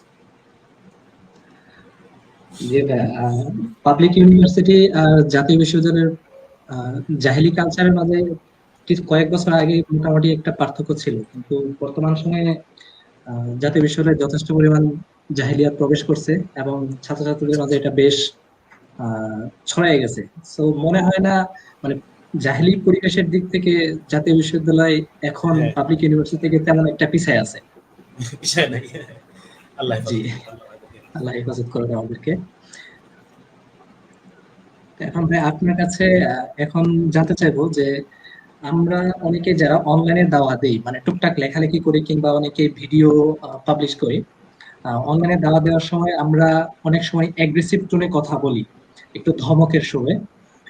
অফলাইনে দাওয়া দেওয়ার ক্ষেত্রেও কি এরকম অ্যাগ্রেসিভ টোনে কথা বলা উচিত কিনা? আচ্ছা, এখানে একটা বিষয় খুব ভালো করে বোঝার আছে, যে দাওয়া ব্যাপারটা বাই ডিফল্ট, বাই ডিফল্ট দাওয়া ব্যাপারটা মানে অ্যাগ্রেসিভ না। বাই ডিফল্ট দাওয়া ব্যাপারটা নরম, মানে ভদ্র ভদ্র সুরে নরম ভাবে বিষয়টাকে বোঝানোর চেষ্টা করা, এটাই হচ্ছে দাওয়া বাই ডিফল্ট। এখন ইসলামের কিছু কিছু জায়গায় কিছু কিছু প্রবলতা আছে। হ্যাঁ, প্রবলতা আছে, যেমন দেখা যাচ্ছে যে আপনি কাউকে দাওয়াত দিচ্ছেন, সে দাওয়াত মানে সে কথাটা না শুনে সে এটাকে কাউন্টার করার চেষ্টা করতেছে। হ্যাঁ, সেক্ষেত্রে বলা হয়েছে যে না, আমরা তার সাথে তর্ক করবো না, কল সালাম, তুমি তোমার মতো আমি আমার মতো, মানে তার সাথে একটা সম্পর্ক ছেদ করা। হ্যাঁ, এই যে মানে মূলত আমরা কি করি, যেমন হচ্ছে আমরা অনলাইনে ব্যাপারটা হয়ে গেছে কি, দেখেন একটা সময় ছিল যখন মানুষ আমরা সামনাসামনি গল্প করতাম, বেশি থেকে বেশি চিঠি, তাই না? চিঠি এখন অপরিচিত মানুষকে তার চিঠি লেখে না। তো সে সময় মানে আমরা পরিচিতদের মধ্যেই কাজ করতাম, পরিচিতদের মধ্যেই দাওয়াত দিতাম, যাকে আমি দাওয়াত দিচ্ছি সে আমার পরিচিত, আমিও তার পরিচিত। সুতরাং এখানে আসলে মানে কঠোর ভাবে কিছু বলার সুযোগ নেই। কিন্তু অনলাইন হওয়ার কারণে যে সমস্যাটা হয়ে গেছে, যে এখানে যে আমি যার পোস্টে কমেন্ট করতেছি তাকে আমি চিনি না, আর সেও আমাকে চেনে না। সুতরাং এখানে যা খুশি তাই বলা সহজ, ঠিক আছে না? যা খুশি তাই তাকে বলা, তাকে যেভাবে খুশি সেভাবে তাকে ট্রল করা, তাকে অপমান করা, তাকে ছোট করা, এটা খুব সহজ। কিন্তু এই বেশি একটা সমস্যা যে এটাকে দাওয়া বলে না আসলে, এটা আসলে দাওয়া না, বরং এটা তো আপনি আপনার নিজের ভিতরে থাকা যে শয়তান, সেটাকে আপনি স্যাটিসফাই করতেছেন। আপনি মানে আপনার যে নিজের মধ্যেকার যে রাগ, আপনি ওইটাকেই স্যাটিসফাই করলেন কমেন্ট বক্সে এসে, আপনি এখানে কোনো দাওয়া করলেন না, ঠিক আছে না? সুতরাং ব্যাপারটা এটা যে মূলত দাওয়া ব্যাপারটা বাই ডিফল্ট নরম, বাই ডিফল্ট। এটা আল্লাহ তাআলা যখন মুসা আলাইহিস সালামকে ফেরাউনের কাছে পাঠাচ্ছেন, তো তখন তাকে বলে দিচ্ছেন যে হে মুসা, তুমি নম্র সুরে কথা বলবে। হ্যাঁ, তুমি ফেরাউনের সাথে নম্র সুরে কথা বলবে, আশা করা যায় সে তোমার উপদেশ গ্রহণ করবে। তার মানে উপদেশ গ্রহণ করার সাথে নরম ভাষার একটা সম্পর্ক আছে। আল্লাহ তাআলা কোরআনের মধ্যে এই আয়াতে বললেন যে মুসা, তুমি ফেরাউনকে নম্র সুরে নসিহত করবে, যাতে করে সে ভয় করে, পরামর্শ গ্রহণ করে। তার মানে নম্র সুরে কথা বলার মধ্যেই ভয় আছে। তাকে ভয় দেখানোর জন্য আপনার মানে ইসলামের বলে জাহান্নামের ভয় দেখানোর জন্য তাকে, বা দেখাচ্ছে তাকে মানে ভয় দেখানোর জন্য আপনার গরম হয়ে কথা বলতে হবে না, নরম হয়ে কথা বলার মধ্যেই ভয় আছে। আল্লাহ তাআলা কোরআনের মধ্যে এই আয়াতের মধ্যে তাফসীরের মধ্যে এইভাবে বলা হয়েছে যে নরম ভাবে কথা বলার দ্বারা মানুষ কথাটা শোনে। আপনি যখন গরম হয়ে কথা বলবেন সে তো কথাই শুনবে না, আপনার ওই কথা সে নিবেই না, ঠিক আছে না? আপনি যখন নরম হয়ে কথা বলবেন তখন সে কথাটাকে অ্যাবজর্ব করবে, এবং এই অ্যাবজর্ব করার ফলে তার মধ্যে একটা চিন্তা তৈরি হবে, এবং সে যখন চিন্তা করবে তখন তার মধ্যে ভয় আসবে, সে ভয় করবে, সে পরামর্শটা গ্রহণ করবে। হ্যাঁ, তো যার কারণে দাওয়া বাই ডিফল্ট এটা নরম। এবং কঠোরতার কথা কখন বলা আছে? যখন কেউ দাওয়া গ্রহণ না করে সে যখন আপনাকে কাউন্টার দিচ্ছে, সে যখন আপনাকে ডিফারেন্ট লজিক দিচ্ছে, তখন এখানে কঠোরতা বলতে তার সাথে সম্পর্ক হচ্ছে, ভাই তুমি তোমার মতো আমি আমার মতো, তোমার সাথে আমার কথা নেই। এটা হলো একটা। আরেকটা বিষয় হচ্ছে ইসলাম যখন ক্ষমতা পায়, ইসলাম যখন ক্ষমতা পায় তখন সেখানে ইসলাম পরিবেশ তৈরি করে, এবং পরিবেশ তৈরি করার মধ্য দিয়ে এখানে কিছু প্রবলতার বিষয় আছে, হ্যাঁ, কিছু প্রাবল্যের বিষয় আছে। মুসলমানের সাথে আপনি কিসের প্রবলতা দেখাবেন? যে ব্যক্তি মুসলিম, হ্যাঁ, তার সাথে আপনি কোনো প্রবলতা দেখাতে পারেন। যার সাথে আপনার মানে হারবি কাফের, সেখানে প্রবলতার বিষয় আছে, কিন্তু মুসলিমের সাথে কোনো প্রবলতা নেই। প্রত্যেক মুসলিম আপনার ভাই। সুতরাং তাকে যখন আপনি দাওয়া করবেন, নসিহা করবেন, সেই নসিহা হতে হবে সর্বোচ্চ পরিমাণ নরম। মুসা আলাইহিস সালাম ফেরাউনের মতো লোককে যদি মুসা আলাইহিস সালামের মতো লোক নরম ভাষায় নসিহত করতে আল্লাহ আদেশ করে থাকেন, তাহলে আপনি যখন একজন মুসলিম ভাইকে দাওয়া করছেন, আপনার ল্যাঙ্গুয়েজটা কেমন হওয়া উচিত? আপনি তো ফেরাউনকে দাওয়াত করতেছেন না, আর আপনি তো মুসা আলাইহিস সালামের মতো ওই লেভেলের লোকও না। তাহলে পরে আপনার আপনার কিসের তো অহংকার যে আপনি তাকে কঠিন ভাষায় আক্রমণ করতেছেন? আপনি তাকে মানে আমি আমি আমি তোমার চেয়ে বেশি দিনদার, এটাই তো অহংকার নাকি? এবং এই অহংকারের ব্যাপারে আমাদের উলামায়ে কেরাম খুব কঠিন কঠিন ধমকি আছে।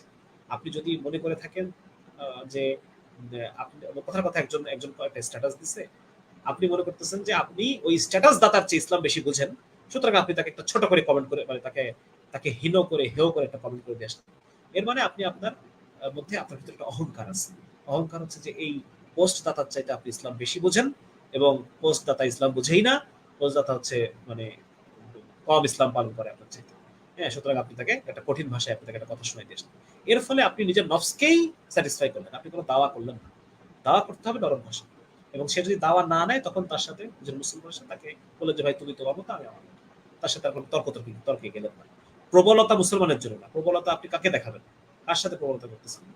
হ্যাঁ, প্রবলতা হচ্ছে ওই যে কোরআনের মধ্যে একটা আয়াত আছে যে সাহাবীরা কেমন? সাহাবীরা হচ্ছে আশিদ্দাহুম আলাল কুফফার, যে তারা কাফেরদের উপর প্রবল, কাফেরদের উপরে প্রবল। হ্যাঁ, এবং বলা আছে রুহামা ও বাইনাহুম, নিজেদের মধ্যে তারা তাদের নিজেদের মধ্যে তারা রুহামা মানে তারা হচ্ছে দয়ালু, নিজেদের মধ্যে তারা দয়ালু, নিজেদের মধ্যে তারা ভদ্র নম্র। কাফেরদের উপরে তারা প্রবল। তো কাফেরদের উপর আপনার প্রবল হওয়ার কথা, আপনি প্রবল হচ্ছে মুসলমানের উপর, আরেক মুসলিমের উপর। এটা আপনার অহংকার, এটা অন্য কিছু না, এটা দাওয়া না, এটা অহংকার। তো যার কারণে এটা খুব আমাদের মাথায় রাখতে হবে যে বাই ডিফল্ট আমরা যখন দাওয়ার কাজ করব, আমাদের দাওয়ার কাজ হবে নরম।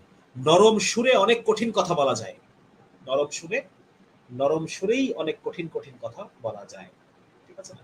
তো এটা আছে মানে যারা দায়ী হতে চান তাদের জন্য একটা বিশেষ পয়েন্ট হচ্ছে এটা, যে আমাদেরকে নরম ভাষায় কথা বলতে হবে, এবং নরম ভাষার ভিতর দিয়েই অনেক কঠিন কঠিন কথা। ওই যে বলে না, কি বলে, বিশ্রীর ছুরি, একটা কথা আছে বাংলাতে, হ্যাঁ, বিশ্রীর ছুরি, মানে বা মানে ছুরিটা চিনি মানে মিষ্টি মিষ্টি কথা দিয়ে ছুরির মতো কেটে ফেলা যায়, ঠিক না? এরকম বিষয় আছে। তো ছুরির মতো কাটার দরকার নাই, বাকি কথা হচ্ছে যে মানে আপনি ভদ্র ভাষায় কথা বলবেন, ওই ভদ্র ভাষাটাই আপনার যে ঠান্ডা ভদ্র মেজাজ, এটাই তার মধ্যে ভয়ের আল্লাহ তাআলা তার মধ্যে ভয়, মানে ইসলামের প্রতি ভয় বা আপনার কথাটার প্রতি ভয় অন্তরে ঢুকাই দেবে। জি ভাই। জি ভাইয়া, আহ, এই মুহূর্তে আপনার কাছে আমি প্রশ্ন করব যে আহ, আমরা ছেলেরা যখন অনেক সময় অনেক ইস্যু কেন্দ্রিক দাওয়ার কাজ করতে পারি, যেমন ফেব্রুয়ারি মাসে ভ্যালেন্টাইন কেন্দ্রিক অ্যান্টি ভ্যালেন্টাইন দাওয়া করতে পারি, কিংবা আরো বিভিন্ন সময় যখন বিভিন্ন ইসলাম বিদ্বেষী কিংবা ইসলাম বিরোধী কোনো ইস্যু তৈরি হয়, সেই সময়গুলোতে আমরা অফলাইনে দাওয়া করতে পারি, লিফলেট বিলি করতে পারি, অ্যাওয়ারনেস ক্যাম্পেইন করতে পারি, বই বিতরণ কিংবা সেমিনার আয়োজন এগুলো করতে পারি। এই কাজগুলো সাধারণত আমরা ছেলেরা সহজেই করতে পারি, কিন্তু আমাদের বোনেরা এটা সহজেই করতে পারে না। এই ক্ষেত্রে বোনদের অনেকেই আফসোস করেন যে ওনারা কিভাবে কাজ করবেন। এই ব্যাপারে যদি কিছু বলতেন। আচ্ছা, আহ, এই ব্যাপারে কথা যেটা সেটা হচ্ছে যে আমাদের বোনরা কি সহশিক্ষায় পড়তেছে না? ক্যাম্পাসে কি আমাদের বোনরা নাই? তো আপনি যদি ক্যাম্পাসে পড়তে পারেন, তাহলে আপনি ক্যাম্পাসে দাওয়াতের কাজ করতে পারবেন না কেন? আপনি যদি আপনার মানে এমন এমন যদি হয় যে আপনি মানে সহশিক্ষায় নাই, ক্যাম্পাসে নাই, সেক্ষেত্রে আপনার দাওয়াতের স্টাইলটা ভিন্ন হবে, আপনার দাওয়াতের বা আপনি ভিন্নভাবে, সেটা আলাদা বিষয়। কিন্তু আপনি যখন মানে পড়ছেন, অলরেডি আপনি এখানে পড়ছেন, আপনি এখানে পড়তে বাধ্য, আপনি ছেড়ে দিতে পারতেছেন না, তাহলে আপনি দাওয়াতের কাজটা কেন বন্ধ থাকবে? বন্ধ থাকবে না তো। বরং আপনি হোস্টেলে দাওয়া করেন, আপনাদের যে মেয়েদের বিভিন্ন হোস্টেল হল রয়েছে, ভার্সিটিতে মেয়েদের হল রয়েছে, বিভিন্ন কলেজ বিভিন্ন ক্যাম্পাসে মেয়েদের হোস্টেল আছে, হোস্টেলের ভিতরে আপনি দাওয়াতের কাজ করেন। ছেলেরা ভ্যালেন্টাইন ডে কে সামনে রেখে লিফলেট বিতরণ করতেছে, আপনি হোস্টেলের মধ্যে করেন, হোস্টেলের মেয়েদেরকে আপনি লিফলেট দেন, আপনার ক্লাসমেটদেরকে আপনি লিফলেট দেন, ডিপার্টমেন্ট ওয়াইজ লিফলেট গুলো চলে যাক, প্রত্যেক ডিপার্টমেন্টে একজন দিনই বোন তার তার নিজ ডিপার্টমেন্টে এই লিফলেট গুলো বিলি করবে। মানে এটা করা যায় না, এটা আসলে না, ব্যাপারটা এরকম না, করা না যাওয়ার কি আছে? বিভিন্ন ইস্যু কেন্দ্রিক আমাদের ভাইরা যেভাবে দাওয়া করতেছে, ভাইরা একটু ওপেনলি করে, বোনরা হয়তো হোস্টেলের মধ্যে করবে বা হলের মধ্যে করবে, করতে তো সমস্যা নেই, ঠিক আছে না? সুতরাং এটা আপনারা করবেন, এগুলো কেন করবেন না? অবশ্যই করবেন। হ্যাঁ, বা আমি এর আগে হচ্ছে যে বোনদের যে গ্রুপ আছে একটা, আমার ফিমেল ইয়থ একটা গ্রুপ আছে, সেখানে আমি মেয়েরা হোস্টেলের ভিতরে কিভাবে দাওয়া করতে পারে, অলরেডি যারা সহশিক্ষার পরিবেশে আছেন, আপনারা আছেন, তো সেখানে আপনারা দাওয়ার কাজ বন্ধ রাখবেন কেন? আপনারা আপনাদের মধ্যে দাওয়াতের কাজ চালায় যান। হ্যাঁ, যদি কেউ ছেড়ে দিতে পারেন তো আলহামদুলিল্লাহ, আর যদি ছেড়ে দিতে না পারেন, করছেন, করতে বাধ্য হচ্ছেন, আপনি তাহলে দাওয়া বন্ধ থাকবে কেন? পড়া যদি চলতে থাকে, দাওয়া কেন বন্ধ থাকবে? সুতরাং আপনারা নিজেদের যারা হোস্টেলে হোস্টেলে আছেন, হোস্টেলে যারা থাকেন, তারা দাওয়াতের কাজ করবেন ইনশাল্লাহ। এবং কিভাবে তারা হোস্টেলে থাকা অবস্থায় দাওয়াতের কাজ করবেন, এটা নিয়ে আমরা এর আগে মেয়েদের একটা গ্রুপে আমরা আলোচনা করেছিলাম, একটা পেজে। সেই পেজের লিঙ্কটা একটু দিয়ে দিলে ভালো হবে, কতদিনের আমরা যে আলোচনা করেছিলাম, তাহলে বলবো উপকৃত হতে পারবেন। এছাড়া আপনাদেরকে আরেকটা জিনিস আমি একটু জানাতে চাই, সেটা হচ্ছে যে একটা একটা কোর্স, বাসোয়ারা অফিসিয়াল নামে একটা যে লিঙ্ক দেওয়া আছে, আহ, ওখানে আমি দাওয়াতের উপর একটা কোর্স নিচ্ছি আলহামদুলিল্লাহ, প্রায় 20 ঘন্টার বেশি হবে কোর্সটা। আমি আমার সারা জীবনে দাওয়া সম্পর্কে যত কিছু শিখেছি, যত কিছু আমি নিজে প্র্যাকটিস করেছি বা এখনো আমি করে থাকি, বা আমি যত পড়াশোনা থেকে যতটুকু বুঝতে পেরেছি, বইপত্রে যা যা লিখেছি, পুরা একটা জিনিস আমি এই কোর্সের মধ্যে দেওয়ার চেষ্টা করছি, যাতে করে এই কোর্সটা করার পরে একজন মানুষ, সে সে মানে দায়ী হওয়ার যে কনফিডেন্স, সেই কনফিডেন্সটা যেন সে পায়, দাওয়াতের একটা গাইডলাইন সে যেন পায়, পরিবারে কিভাবে দাওয়া করতে হবে, অফিসে কিভাবে দাওয়া করতে হবে, মহল্লায় কিভাবে দাওয়া করতে হবে, ক্ষমতাসীনদের কাছে কিভাবে দাওয়া করতে হবে, এরকম বিভিন্ন জিনিস আমি ওখানে আলোচনা করেছি বা করছি। আমাদের কোর্সটা এখনো রানিং আছে, এখন এটা এটা শেষ হয়নি, কমপ্লিট হয়নি। তো এটার লিঙ্ক হয়তো বা ভাই দিয়ে দিবেন আপনাদের এই লাইভের নিচে। আপনারা যদি কেউ আগ্রহী হন যে দাওয়া ব্যাপারটাকে আপনারা জীবনের একটা মিশন হিসেবে নিতে চান, আপনারা এই কোর্সটা করতে পারেন ইনশাআল্লাহ। হ্যাঁ, এটা একটা পেইড কোর্স, খুব সম্ভব আমি আমার ভুলে গেছি, মতো 400 টাকা হবে। এই কোর্সটা আপনারা যদি কেউ ইচ্ছুক হন, আপনারা করতে পারেন। প্রায় 20 ঘন্টার উপরে কোর্সটা, এবং এটার মধ্য দিয়ে মানে দাওয়ার ব্যাপারে একটা খুব শক্ত একটা অবস্থান আপনার হবে, একটা ক্লিয়ার ধারণা হবে যে আপনার কি করণীয় এবং আপনি কি কি করতে পারবেন, কি কি করতে পারেন, এ বিষয় নিয়ে আপনার একটা বিস্তারিত ধারণা হবে ইনশাআল্লাহ। জি। জি ভাইয়া, জাযাকাল্লাহ খাইরান। আমি ইনশাআল্লাহ ওই কোর্সের লিংকটা দিয়ে দেবো কমেন্টে। এখন জি। আমরা একটু কমেন্ট থেকে আসি। মোহাম্মদ শহীদুল ইসলাম শান্ত ভাই প্রশ্ন করেছেন, ভাই মিশন ইসলাম বইটা পড়লে কি দাওয়া কোর্সটা করা লাগবে? আচ্ছা, এই মিশন ইসলাম বইটা আসলে এটা শুধুমাত্র মানে দাওয়াতের কতগুলো পথ আছে, মানে কথা কথা, আমি একজন জেনারেল শিক্ষিত মানুষ, আমি এখন ইসলামের জন্য কাজ করতে চাই, তো আমি কোন কোন জায়গায় কাজ করার দরকার আছে, কোন কোন জায়গায় আমার কাজ করার সুযোগ আছে, আমি শুধু এটুকুই আলোচনা করেছি আর কি। এখানে বিস্তারিত বিভিন্ন আইডিওলজি, বিভিন্ন ফিতনা বা সমকালীন বিভিন্ন মতামত, সেকুলারিজম, লিবারালিজম, নারীবাদ, হ্যান ত্যান ইত্যাদি, এত কিছু, এত আলোচনা এখানে নাই। এখানে শুধুমাত্র একজন মানুষ যখন চিন্তা করবে যে আমি এখন দাওয়াতের কাজ করতে চাই, তার সামনে কোন কোন জায়গায় খালি আছে, ইসলামের জন্য কোন কোন জায়গায় কাজ হওয়া দরকার, কিভাবে হওয়া দরকার, এটার একটা আউটলাইন আছে শুধু, মানে এর বেশি কিছু নেই। ঠিক আছে, আপনি যদি কোর্সটা করার পরে বইটা হাতে নেন, তাহলে পরে দেখা যাবে এটা মানে ফ্রুটটা আরো বেশি পারবে আর কি। কোর্সটা করলে আপনার মধ্যে একটা যোগ্যতা আসলো, আর এরপর আপনি যখন বইটা নিলেন, আপনার সামনে অনেকগুলো রাস্তা আছে, বইটা হচ্ছে রাস্তা, রাস্তা দেখানো, বুঝছেন? বইটা মানে ইয়ে তৈরি করা না, কি বলে এটাকে, ভিতরে যে মানে যোগ্যতা তৈরি করার জন্য না, জাস্ট রাস্তাগুলো দেখানোর জন্য এই বইটা আর কি। মানে কত জায়গায় কাজ হওয়া দরকার এগুলো উল্লেখ আছে, কি কিভাবে হওয়া দরকার এগুলো উল্লেখ আছে। জি।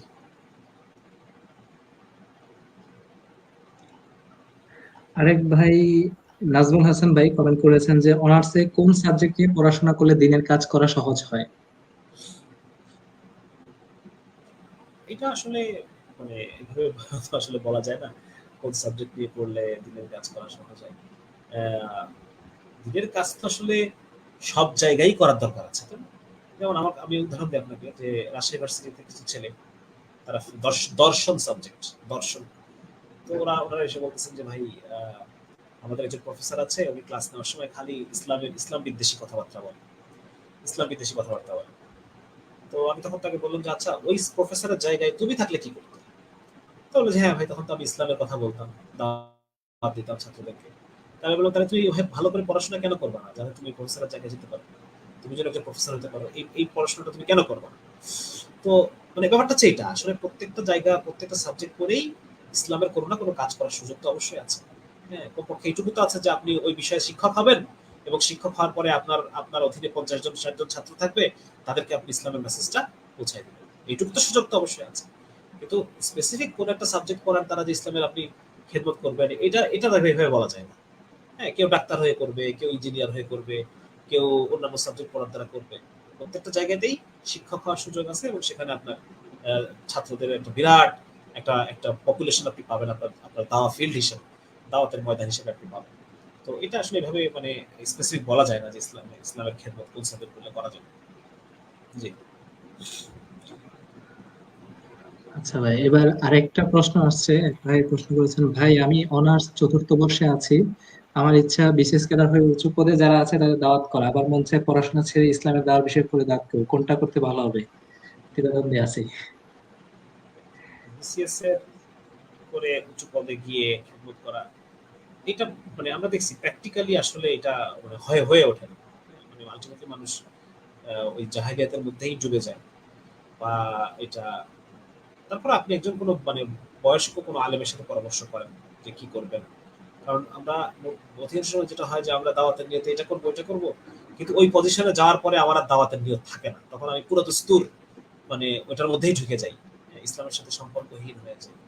ঠিক আছে? এবং বিসিএস উঁচু পদে যাওয়ার সময় এমন অনেক কিছু আপনাকে করতে হবে যেটা মানে শরীয়তের খেলাফ, শরীয়ত বিদ্বেষ, মানে বিরুদ্ধে গিয়ে অনেক কাজ আপনাকে করতে হবে, যেটা আসলে কোনোভাবেই আহ, মানে আপনি এখন কথা কথা আপনি আপনি মানে একটা বারে গেলেন দাওয়াত দেওয়ার জন্য, বারে গিয়ে সেখানে আপনি যারা মদখোর তাদের সাথে বসে এক গ্লাস মদও খেলেন, এটা দাওয়াতের তরিকা না, এটা দাওয়াতের তরিকা না। আহ, তো যার কারণে এটা আসলে উঁচু পদে গিয়ে দাওয়াতের কাজ করব, এটা ওই অর্থে আসলে হয়ে ওঠে না। কেউ কেউ পারে না তা না, কেউ কেউ পারে, এক দুজন আছে যারা আহ, মানে দাওয়াতের কাজ করছে, কিন্তু তারপরেও তারা ওইটার উপর স্টিক থাকতে পারে না আর কি, ইসলামের বিভিন্ন বিষয়ের উপরে। তো হারামের মাধ্যমে দেওয়া হয় না, হ্যাঁ, এটা একটা মাথায় রাখতে হবে। কোনো বোন যদি মনে করে যে আমি আহ, মানে বেপর্দা হয়ে বেপর্দা মেয়েদের মধ্যে দাওয়াত করব, আমি নিজে বেপর্দা হব, বেপর্দা হয়ে বেপর্দা মেয়েদের কাছাকাছি যাওয়ার জন্য আমি বোরকা টোরকা পরবো না বা পর্দা করবো না, আমি নর্মাল ড্রেসে সবসময় থাকবো, এবং আমি যারা ওই সমস্ত মেয়েরা পর্দা করে তাদের মধ্যে দাওয়াতের কাজ করবো, এটা হয় না। মানে হারামের মধ্য দিয়ে দিন জিন্দা হয় না, কখনো এটা হয় নাই। তো যার কারণে এটা মাথায় রাখতে হবে যে এভাবে না, বরং আপনি দোয়া করেন আল্লাহর কাছে যে আল্লাহ আপনি আমার জন্য দাওয়াতের রাস্তা খুলে দেন, আমার জন্য আপনি কিভাবে দাওয়া করলে ভালো হবে সেটা। ওর কথা, এটা একটা দোয়া খুব করে করবেন যে আল্লাহ আপনি আমাকে ইউজ করেন, আল্লাহ আপনি আমাকে ইউজ করেন, আপনার দিনের জন্য আপনি আমাকে ব্যবহার করেন, আপনি আমাকে ব্যবহার করে খরচ করে ফেলাই দেন আমাকে আপনার দিনের জন্য। এভাবে দোয়া করবেন, দেখবেন যে আল্লাহ তার ইচ্ছা মতো একটা জায়গায় আপনাকে কাজে লাগাবে। হ্যাঁ, আমি তো করছি ডাক্তারি, আমি কখনো চিন্তা করছি যে আমি কখন ইসলামের কথা বলবো? কখনো আমি চিন্তা করিনি। হ্যাঁ, আল্লাহ তালা আমাকে দু একটা জায়গায় কাজে লাগাচ্ছে, হয়তো কিছু জায়গায় কাজে লাগাচ্ছে। ঠিক আছে, ব্যাপারটা এরকম না, আপনার দোয়া করেন যে আল্লাহ আপনাকে কাজে লাগান, আল্লাহ তালাই আপনাকে কোন একটা জায়গায় উপযুক্ত জায়গায় লাগাই দেবেন।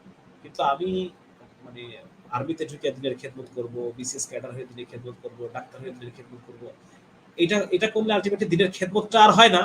ওই মানে ওইটাই মানে ওইটাই হয়, মানে যেটা আপনি শুরুতে করছেন ওইটাই হয়, দিনের খেদমতটা শেষ পর্যন্ত অফ হয়ে যায়, ওইটা আর থাকে না সামনে।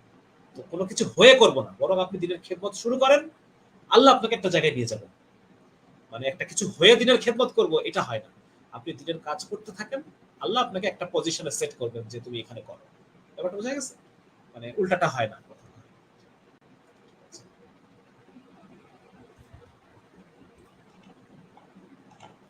জি ভাই, জাযাকাল্লাহ খাইরান। মোহাম্মদ শহীদুল ইসলাম শান্ত ভাই, আশা করি আপনি আপনার উত্তর পেয়েছেন।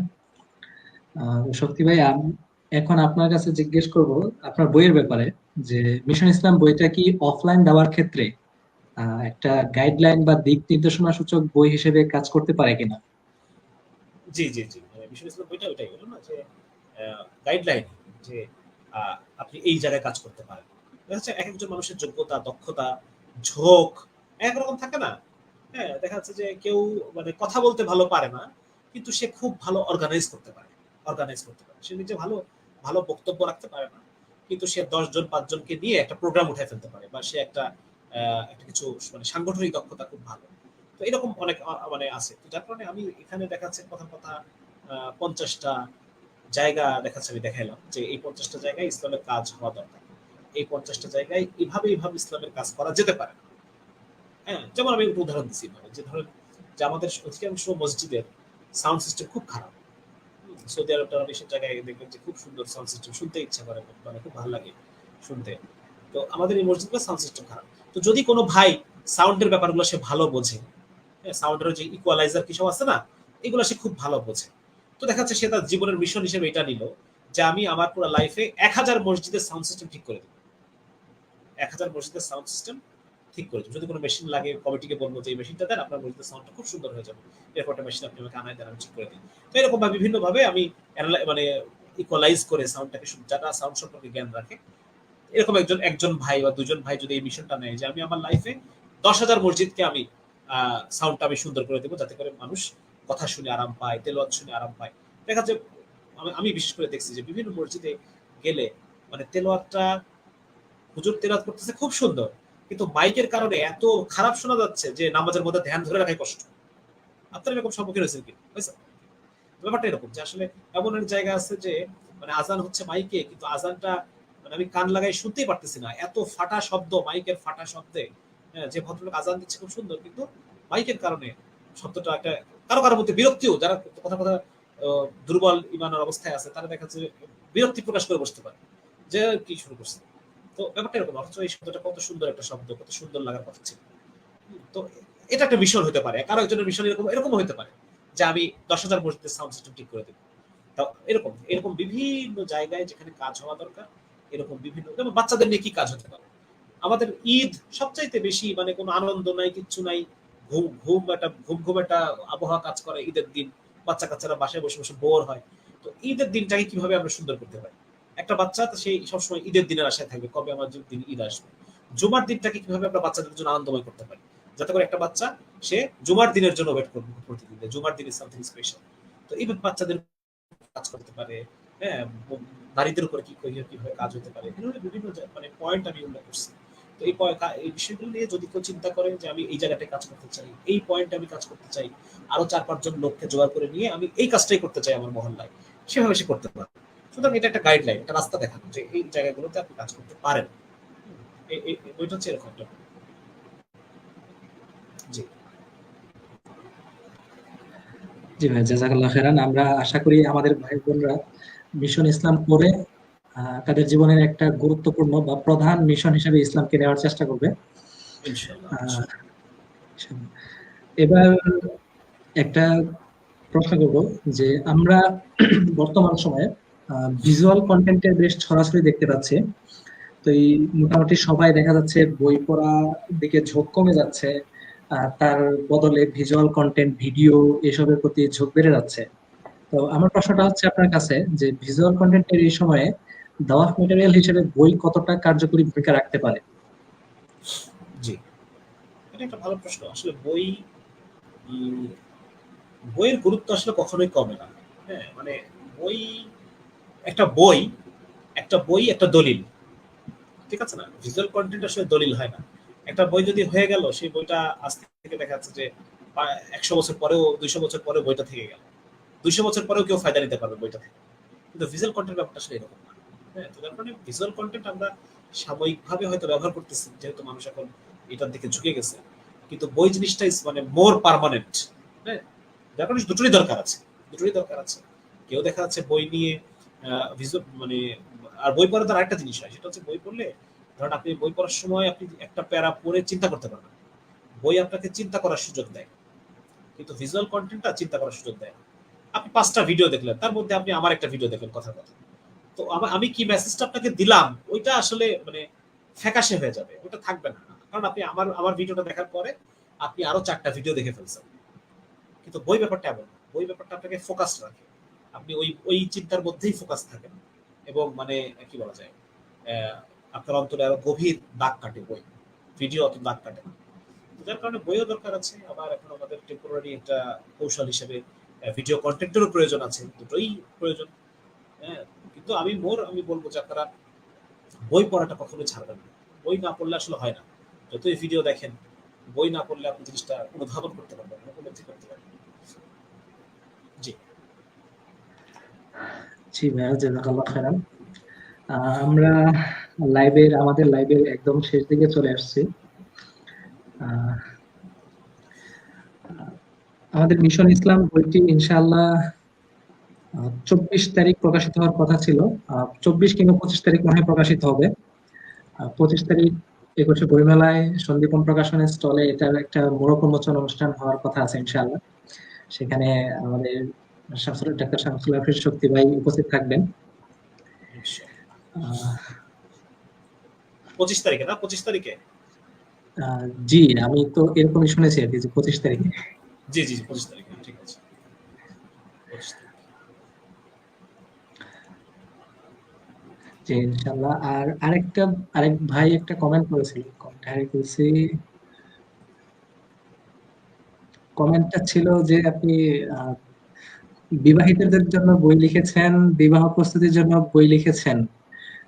আমাদের যারা মাঝামাঝি পর্যায়ের অর্থাৎ কিশোর আছে, টিনেজার কিশোর আছে, তাদের জন্য কি কোনো বই লিখবেন কিনা? কিশোরদের জন্য বই না? জি কিশোরদের জন্য কাজই কম হচ্ছে, একদম বাচ্চাদের জন্য অনেক কাজ আছে আলহামদুলিল্লাহ, অ্যাডাল্টদের জন্য কাজ আছে, কিশোরদের জন্য কিছু কাজ হওয়া দরকার। এটা আসলে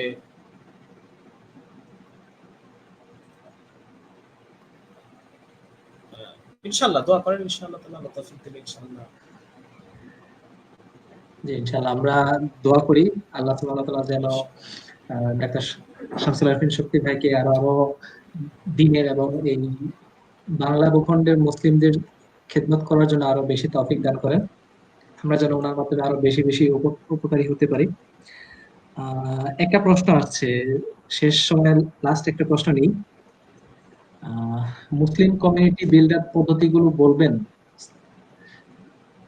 জি জি, কি কি প্রশ্ন? মুসলিম কমিউনিটি বিল্ড আপ অর্থাৎ অফলাইনে কমিউনিটি তৈরি করার ব্যাপারে মানে কিভাবে করা যেতে পারে, দাওয়া কমিউনিটি। আচ্ছা, অফলাইনে কমিউনিটি তৈরি করা, এটা তো বিভিন্নভাবে করা যায়, বিভিন্নভাবে করা যায়। প্রথমে প্রথমে আপনি 3-4 জনের সাথে কথা বলেন, 3-4 জন কথা বলে আপনারা বসেন, একটা কিছু করেন। এভাবে হয় না যে আপনি 50 জনকে দাওয়াত দিয়ে নিয়ে আসলেন, আর নিয়ে আসার পরে বললেন যে আসেন আমরা সবাই একটা কমিউনিটি আজকে থেকে। এভাবে হয় না, বরং একসাথে কাজ করতে করতে কমিউনিটি হয়, একসাথে কাজ করতে হয়, কাজ করতে করতে কমিউনিটি। যেমন ধরেন কথার কথা, উম, আপনারা 4 জন মিলে ব্যাডমিন্টন খেলতেছেন, ব্যাডমিন্টন খেলতে খেলতে আপনারা বললেন যে ঠিক আছে আমরা একটা স্পোর্টিং ক্লাব তৈরি করলাম, একটা ব্যাডমিন্টন ক্লাব, আমরা ব্যাডমিন্টন খেলবো, আমাদের সাথে আরো আরো লোক, তখন দেখবেন যে খেলতে খেলতে আরো 2 জন 5 জন 10 জন এভাবে অ্যাড হচ্ছে, যোগ হচ্ছে, যোগ হইতে হইতে একটা একটা কমিউনিটি তৈরি হয়। ঠিক আছে না, এভাবে হয় কমিউনিটি। যার কারণে আপনারা 2-4 জন মিলে শুরু করেন একটা কাজ, যে কোনো একটা কাজ, সেটা হতে পারে অনেক অনেক ধরনের কাজ হতে পারে। হ্যাঁ, সেটা একসাথে একটা তালিম হতে পারে, একসাথে খেলাধুলা হতে পারে, একসাথে কি বলা যায়, একসাথে বসে একজন আলেমের সাথে নিয়ে আপনারা একটা বাংলা তাফসীর করতেছেন, এটা একটা কমিউনিটি হবে। হ্যাঁ, 2-4 জন বসলেন, এবার আপনি অ্যাড করেন, আরেক ভাইকে বলেন ভাই আমরা তো ভাই বসি, আপনি আসবেন আমাদের সাথে, ভালো লাগবে ইনশাআল্লাহ। দেখবেন সে আসছে, এসে আপনাদের তালিমে বসছে বা আপনাদের এই তাফসীরের যে ক্লাসে সেখানে বসছে। হ্যাঁ, তো এইভাবে আস্তে আস্তে আস্তে আস্তে 1 জন 2 জন 5 জন 10 জন 20 জন, এই যে একটা কমিউনিটি।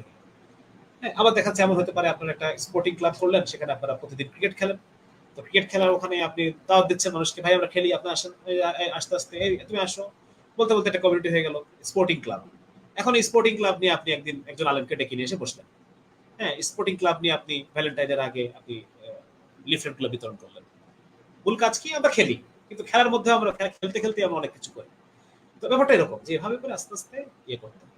এবং কমিউনিটি বিল্ড আপের ক্ষেত্রে সবচেয়ে ইম্পর্টেন্ট হচ্ছে আখলাক। রাসূল সাল্লাল্লাহু আলাইহি ওয়াসাল্লামকে আল্লাহ তাআলা কোরআনের মধ্যে বলছেন যে আপনি যদি উত্তম আখলাকওয়ালা না হইতেন তাহলে আপনার আশেপাশে এই সাহাবীরা ভিড় করতেন। সুতরাং আপনার আশেপাশে মানুষ তখনই ভিড় করবে যখন আপনার ব্যবহার সুন্দর হবে, যখন আপনি সবাইকে নিয়ে চলবেন, হ্যাঁ, সবাইকে আপনি গুরুত্ব দিবেন, সবাইকে আপনি পাত্তা দিবেন, সবার কথাগুলোকে আপনি শুনবেন, সবার ভালোর জন্য আপনি কাজ করবেন। হ্যাঁ, এটা আপনি যখন আন্তরিক থাকবেন, এটা মানুষ যখন বুঝবে যে আপনি আন্তরিক, তখন তারা আপনার আশেপাশে ভিড় করবে। তো এটা হচ্ছে ইম্পর্টেন্ট। তো এটা নিয়ে হয়তো আমরা সামনে আরো বিস্তারিত আলোচনা হয়তো অন্য সময় করা যাবে। বাকি এভাবে মানে কমিউনিটি ঘোষণা দেওয়া হয় না, কমিউনিটি কাজ করতে করতে হয়, এটা হচ্ছে বিষয়। জি জি ভাই, জাযাকাল্লাহ খাইরান। এক ভাই প্রশ্ন করেছেন যে সন্দীপনের স্টল নম্বর কত? সন্দীপনের স্টল নম্বর হচ্ছে 584 এবং 585 নম্বর। 584 এবং 585 নম্বর স্টল, এই স্টলেই পাবেন মিশন ইসলাম বই সহ সন্দীপনের সবগুলো বই ইনশাআল্লাহ। এখন আমরা ইনশাআল্লাহ আমাদের লাইভটা শেষ করে দিব। তাই আমরা দোয়া করি ডাক্তার শামসুল আরেফিন শক্তি ভাই উনি যেন আমাদেরকে আরো বেশি বেশি উপকারী বই উপহার দিতে পারেন। আল্লাহ যেন ওনার ইলম আমলে বারাকা দান করেন এবং বেশি বেশি উপকারী বই, বেশি বেশি উপকারী কাজ করার তৌফিক দান করেন। আমিন। আমরা শেষ করছি ইনশাআল্লাহ। সুবহানাকা আল্লাহুম্মা ওয়া বিহামদিকা আশহাদু আল্লা ইলাহা ইল্লা আনতা আস্তাগফিরুকা ওয়া আতুবু ইলাইক। আসসালাম।